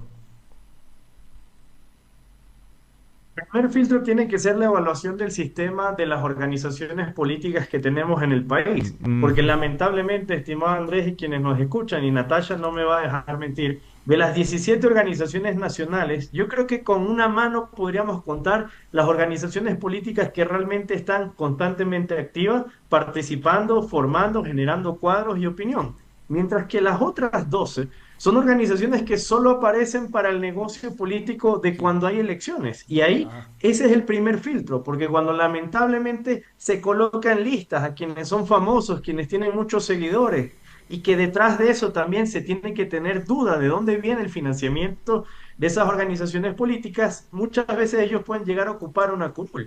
Ese es el primer elemento. El segundo, Andrés, que es fundamental, y de cara a una Asamblea Nacional Constituyente no tiene que quedar en las leyes, debe quedar plasmada en la Constitución, que exista la libertad de decisión de los ecuatorianos en listas abiertas, porque las listas cerradas son las que terminaron llevando a un asambleísta que fue colocado por otro asambleísta que tiene vínculos con sus familiares y que ya lamentablemente toda una trama se descubrió a raíz de unos dibujos que él hizo. Llegó a la Asamblea Nacional no por su vocación o su voluntad, sino porque la lista lo arrastró. Mientras que, por ejemplo, hubiese sido interesante poder tener, porque uno debe saber reconocer también del adversario político, alguien como Andrés Quispe, de la Unidad Popular, hablando sobre el tema educativo que tienen y los planteamientos que hay, para que el debate se nutra, pero también que existan los planteamientos del otro. Donde sí creo que hay que tener mucho cuidado, Andrés, y esto lo hago porque hay hoy pruebas con las que me puedo referir, es al famoso tema de que los títulos garantizan que sean buenos legisladores. Les recuerdo que el ex asambleísta del Partido Social Cristiano, que tiene títulos de PhD, hoy está encerrado en La Roca porque manejaba la justicia. Por lo tanto, cuidado, terminamos convirtiendo que el hecho de los títulos nos garantizan una altura, cuando lamentablemente en la política ecuatoriana hemos encontrado que con PhDs lo que se ha hecho es utilizar a la justicia ecuatoriana para sumarse al poder y no para que funcionasen los ecuatorianos.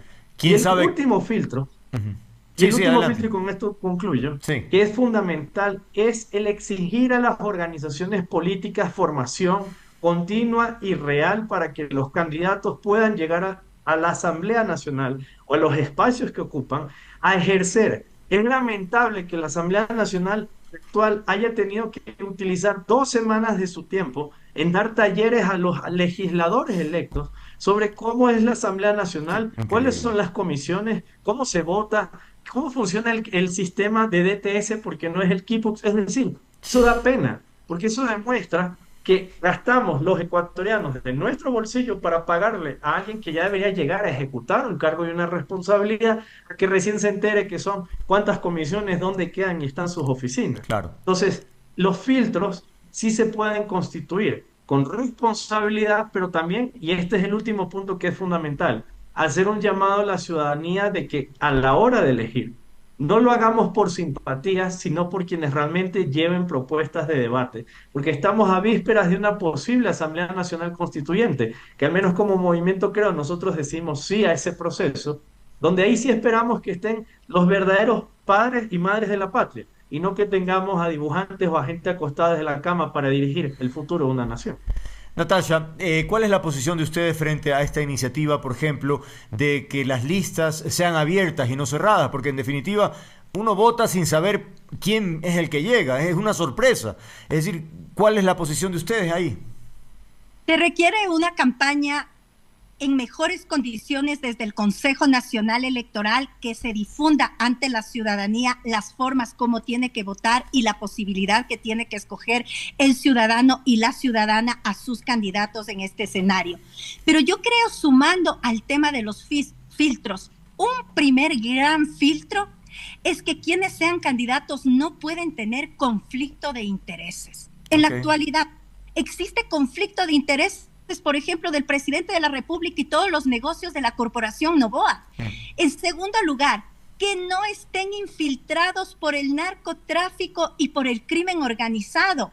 En tercer lugar, que sea un accionar transparente y permanente el que desarrollan y que obviamente las actividades que impulsan sea de conocimiento general de la ciudadanía. Y en cuarto lugar, que sean organizaciones políticas que tengan un funcionamiento permanente, que garanticen la democracia y la participación al interior de las organizaciones y que no sea una persona el que es dueño, el que decide qué hace o qué no se hace con esa organización política. Creo que el Ecuador debe caminar hacia reformas profundas, hacia elementos trascendentales, estructurales, que tengan como finalidad fortalecer el tema de la democracia. Por ejemplo, entre otras de las reformas planteadas tiene que ver finalmente con este tema del apoyo a través del fondo partidario, que únicamente puedan hacer campaña electoral quienes tienen grandes billeteras, quienes van a ser financiados posiblemente por el crimen organizado.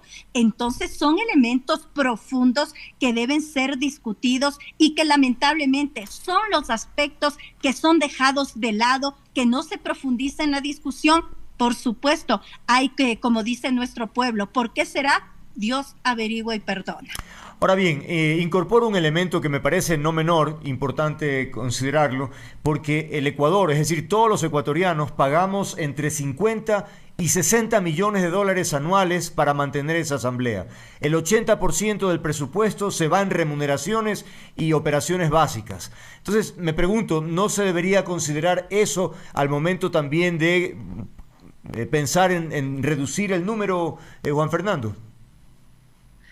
Estimado Andrés, yo creo que hay que ser sincero con los ecuatorianos sobre cómo funciona el legislativo, porque el espíritu de la Asamblea Nacional no son en este caso los 151 legisladores que están sentados allí. Al final del día es todo el equipo que acompaña a los asambleístas para que realmente los procesos se puedan llevar a cabo, porque no tenemos ahí expertos de todos los temas para que puedan resolver, a pesar de que algunos se hacen llamar asambleístas todólogos. Recordemos que incluso tenemos un asambleísta que preside una comisión y se hizo llamar así. ¿Cuál es el punto aquí central? Es que la Asamblea Nacional tiene que tener un norte para que pueda ser funcional, porque caso contrario, de nada va a servir hoy todo el aparataje que tiene. Y voy a poner ejemplos claves y reales sobre lo que hoy sucede en la Asamblea Nacional. La Asamblea Nacional tiene un sinfín de estructuras administrativas que deberían estar enfocadas en fortalecer el trabajo institucional de la Asamblea Nacional.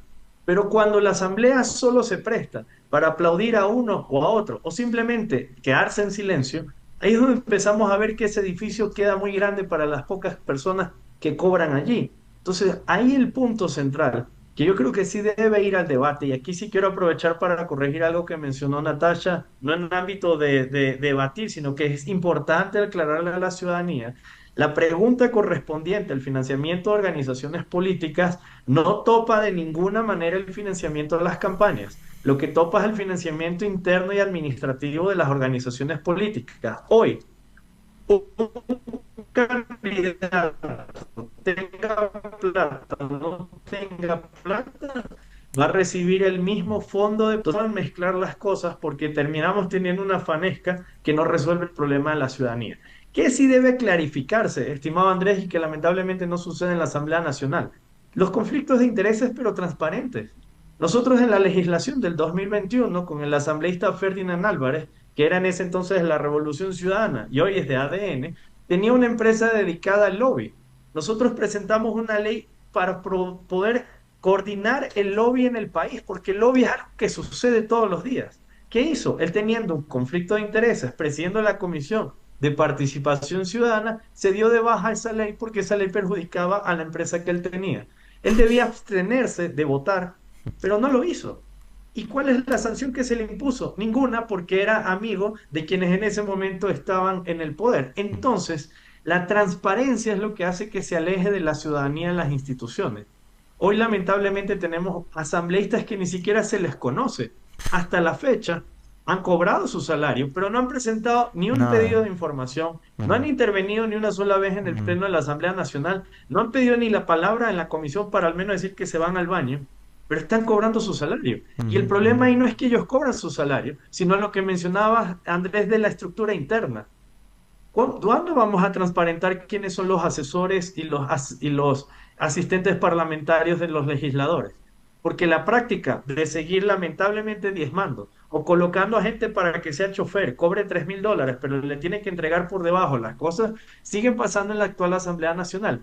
Tanto Ok. así que legisladores de ADN publicaron un video para tratar de limpiarse la cara, diciendo, este es mi equipo de trabajo, presentan a 5 o 6 personas cuando por ley solo les corresponde 4. Entonces, la transparencia es un problema, estimado Andrés, porque mientras no se resuelva, no vamos a clarificar. Hasta el día de hoy no se conocen los nombres de los asambleístas con familiares vinculados a la Asamblea Nacional, que eran de ADN, de RC, Partido Social Cristiano, de Pachacutic, que el presidente Nils Olsen dijo, voy a publicar, y sorpresivamente tapó. Mientras esas cosas no se corrijan frente a la ciudadanía, de nada sirve si la Asamblea tiene 50, 100, 200 o 300 legisladores, porque al final para la ciudadanía lo que sienten es que una institución que lamentablemente le sigue fallando. Nosotros hemos entrevistado en este programa en varias ocasiones a los representantes del Observatorio de la Asamblea Nacional, donde ellos recopilan información justamente de la que tú mencionas, Juan Fernando, y efectivamente ellos dicen que los legisladores no les gusta, no sé cuál fue tu experiencia, pero no les gusta dar la información que solicitan, que es elemental de los proyectos que presentan, de la hora, que, en fin, de un montón de No elementos. solo que es elemental, como jefe de bancada, de la bancada del Acuerdo Nacional, en ese momento el oficialismo, el presidente Guillermo Lasso, los 27 legisladores que eran parte de nuestra bancada entregaron la información de empresas, de equipo de Todo. trabajo, cuáles eran los pedidos de información, cuáles eran las leyes. Estaban en un proceso obligatorio de participación, porque para eso estamos electos allí. Pero cuando la jefe de bancada de una de las bancadas, lo primero que hace es irse del país para simular que simplemente se está formando y deja en el vacío a la organización política que representa, uno sí debe señalar eso.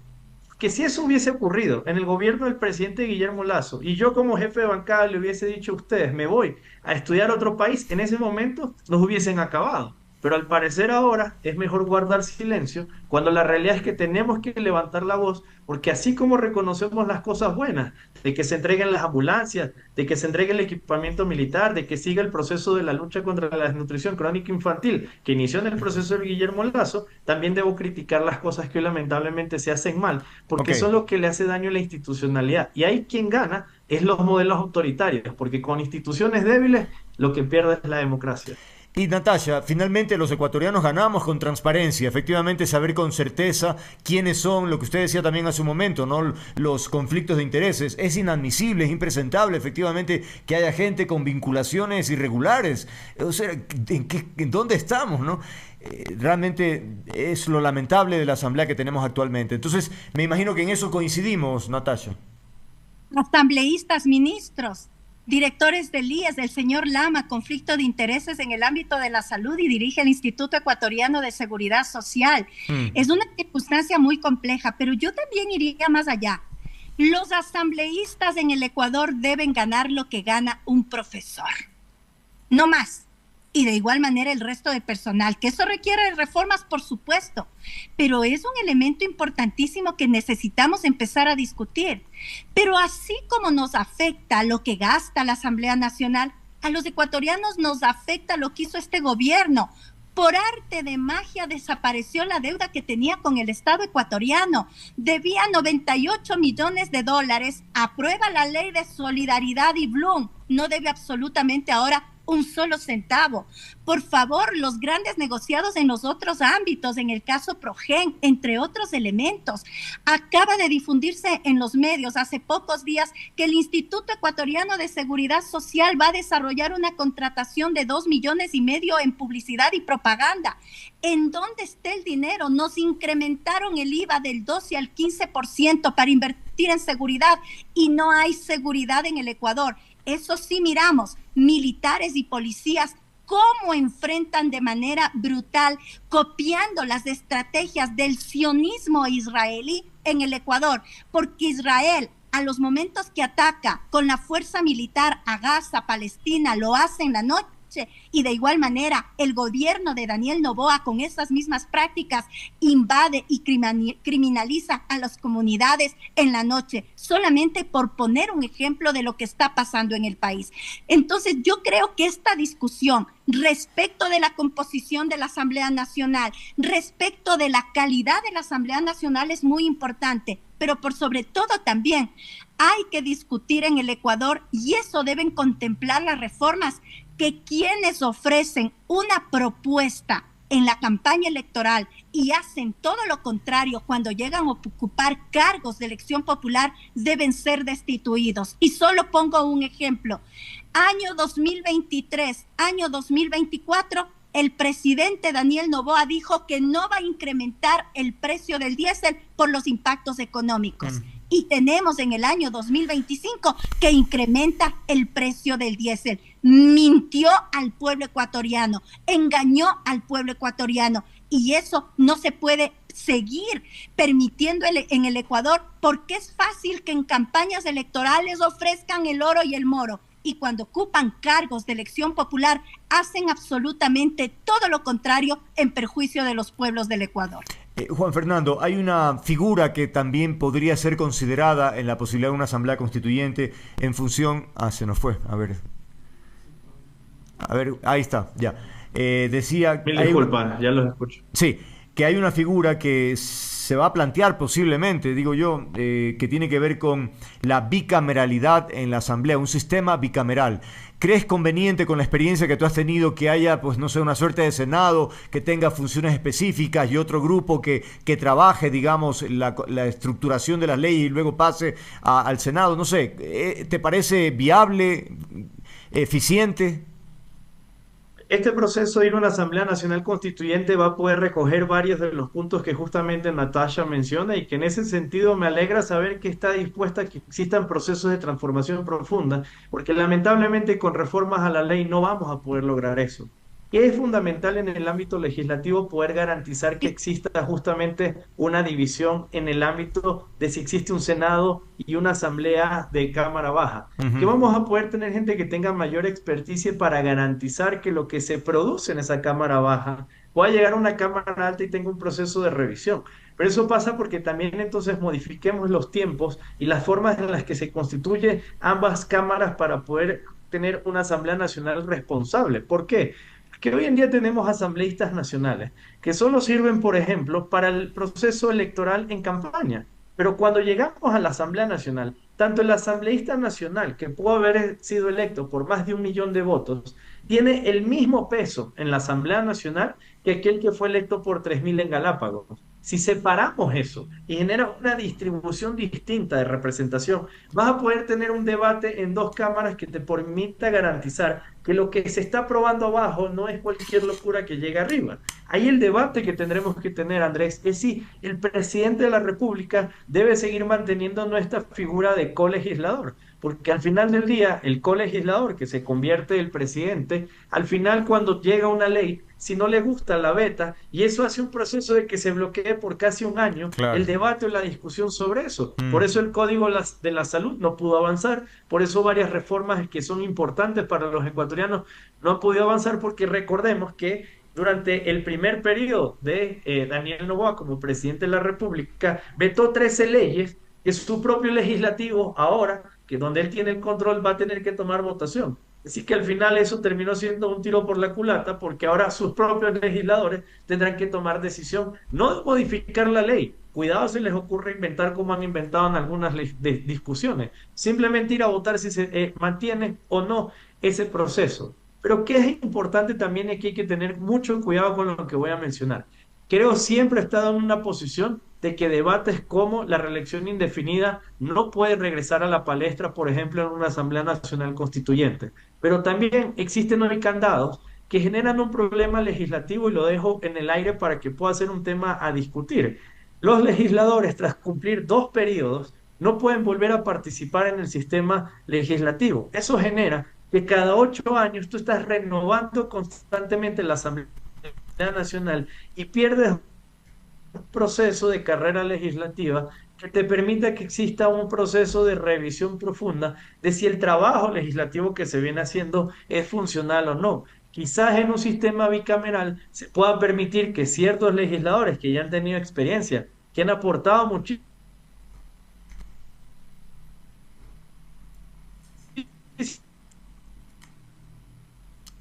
Ya, se colgó. Esperemos que retome al la país señal. puedan incorporarse, A porque ver, qué increíble sería. ¿hay algún problema? ¿Hay intermitencia, Juan Fernando? A ver, ¿me escuchas ahí o no? Sí, los escucho. Ya. Bueno, la última parte no sé. No sé si quiera cerrar la idea, porque...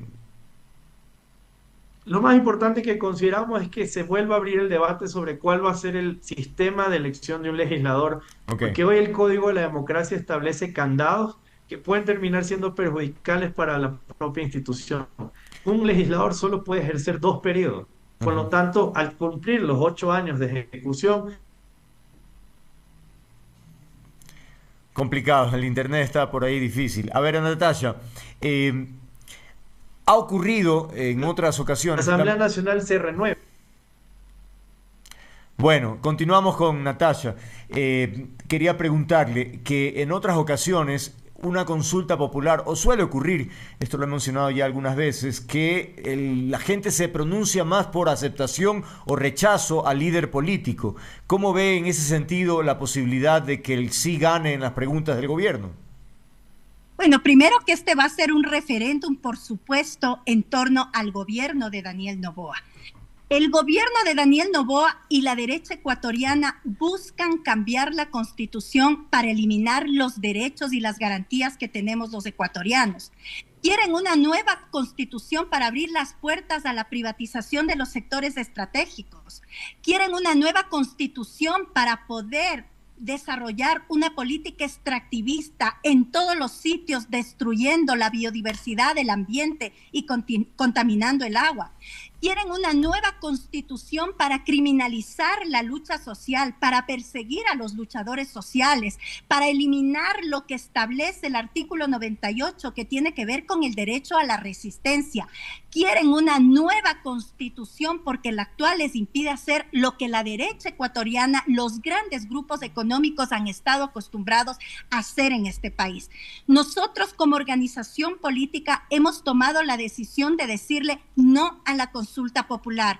Las bases militares extranjeras no resuelven los problemas de seguridad, atentan a la soberanía nacional y que de acuerdo a analistas expertos en el ámbito de conflictos internacionales, las bases militares les convierten a los países en blancos de las distintas potencias imperialistas que están en conflicto. Colombia tiene 7 bases militares extranjeras. Sigue siendo uno de los países mayores productores de cocaína en el mundo, la inseguridad crece y las bases militares no han resuelto. Afganistán, con una cantidad grande de bases militares, sigue siendo el primer productor de opio en el mundo. Es decir, y cerremos con el tema de Estados Unidos, el país que busca establecer bases militares en el mundo, es el mayor consumidor de cocaína y otro tipo de drogas en el mundo y no ha resuelto los problemas en su propio país.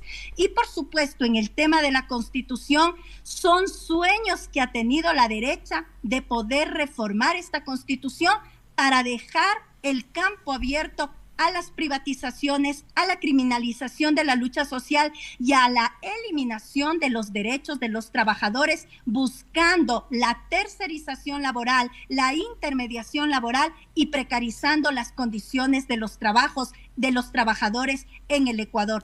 Por lo tanto, nosotros creemos que no corresponde una consulta, una constituyente, y es más, Tanto habla el gobierno que no hay recursos, pero en esta consulta popular se va a gastar 60 millones de dólares, 60 millones de dólares que pudieron haber sido invertidos en los hospitales para medicinas o para pagar a las clínicas de los pacientes de diálisis que se están muriendo en el Ecuador. Debo cerrar ya la conversación. Me gustaría terminar. Si eventualmente se diese la Asamblea Constituyente y tuviesen la oportunidad, ¿les gustaría participar? Esta es una pregunta muy puntual para los dos. Empecemos con usted, Natasha. ¿Le gustaría ser asambleísta constituyente?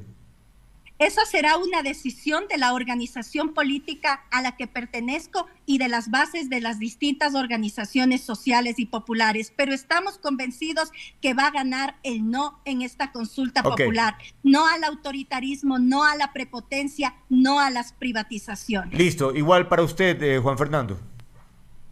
Estimado Andrés, lo único que espero es que aquellos que dicen que no debe ir una Asamblea Nacional Constituyente después mantengan la coherencia y no se presenten en los procesos electorales, porque es fácil decir que no ocurre el proceso de participación y que después simplemente se vuelvan a presentar. En el caso del movimiento Creo, presentaremos a los mejores hombres, mujeres y jóvenes para que representen al país como lo hemos hecho. Y solo una salvedad que es importante y no puedo dejar de lado.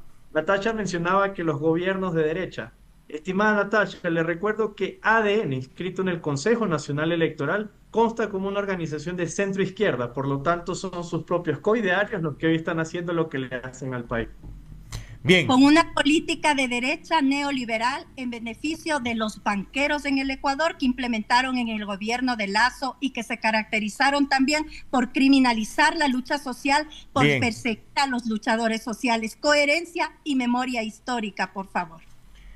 No sé si quieres decir algo, Hechos Juan y no Fernando. cuentos. ¿Ah? Yo solo diré que hechos y no cuentos, porque en el Consejo Nacional Electoral ADN consta como una organización de centroizquierda. Claro, por lo tanto, de hecho, es fácil decir que ahora no los representan, cuando en su propio accionar ellos se han presentado con un plan de gobierno que han cumplido de cabalidad, pero que al país le dijeron desde el principio que sería la centroizquierda lo que representan. El llamado que nosotros sí hacemos a los ecuatorianos es que entendamos que el próximo 16 de noviembre tenemos la oportunidad de reescribir nuestra historia, de dejar en el tacho de la basura la constitución que representó al correísmo y que justamente tengamos la oportunidad de escribir con los mejores hombres, mujeres y jóvenes un país que salga adelante, que es lo que necesitamos. De hecho, en algunas entrevistas el propio Noboa ha dicho que él se siente de centro izquierda, cosa que no se entiende realmente. Yo creo que hay una confusión cerebral ahí. Entonces, por eso, o sea, ya, Natasha, 5 segundos. Bueno, que el gobierno de Noboa es un gobierno de derecha, al igual que es el señor Lazo, y que los dos han implementado políticas en contra de los pueblos del Ecuador. La derecha persigue a la izquierda, la derecha persigue a los luchadores sociales. Listo, Natasha, pero no es el tema ahorita. No es el tema, porque si no es interminable. También Juan Fernando va a querer hablar, entonces podemos planearlo para otra ocasión, hablar. Efectivamente me parece siempre interesante hablar de las ideologías, ¿no? Y de la derecha y la izquierda, que creo que hay mucha riqueza en las dos facciones. Por ahora, agradecerles por esta conversación, interesantes los argumentos, y estaremos en contacto sin duda. Natasha Rojas, Juan Fernando Flores, gracias por haber estado aquí. Buenas noches.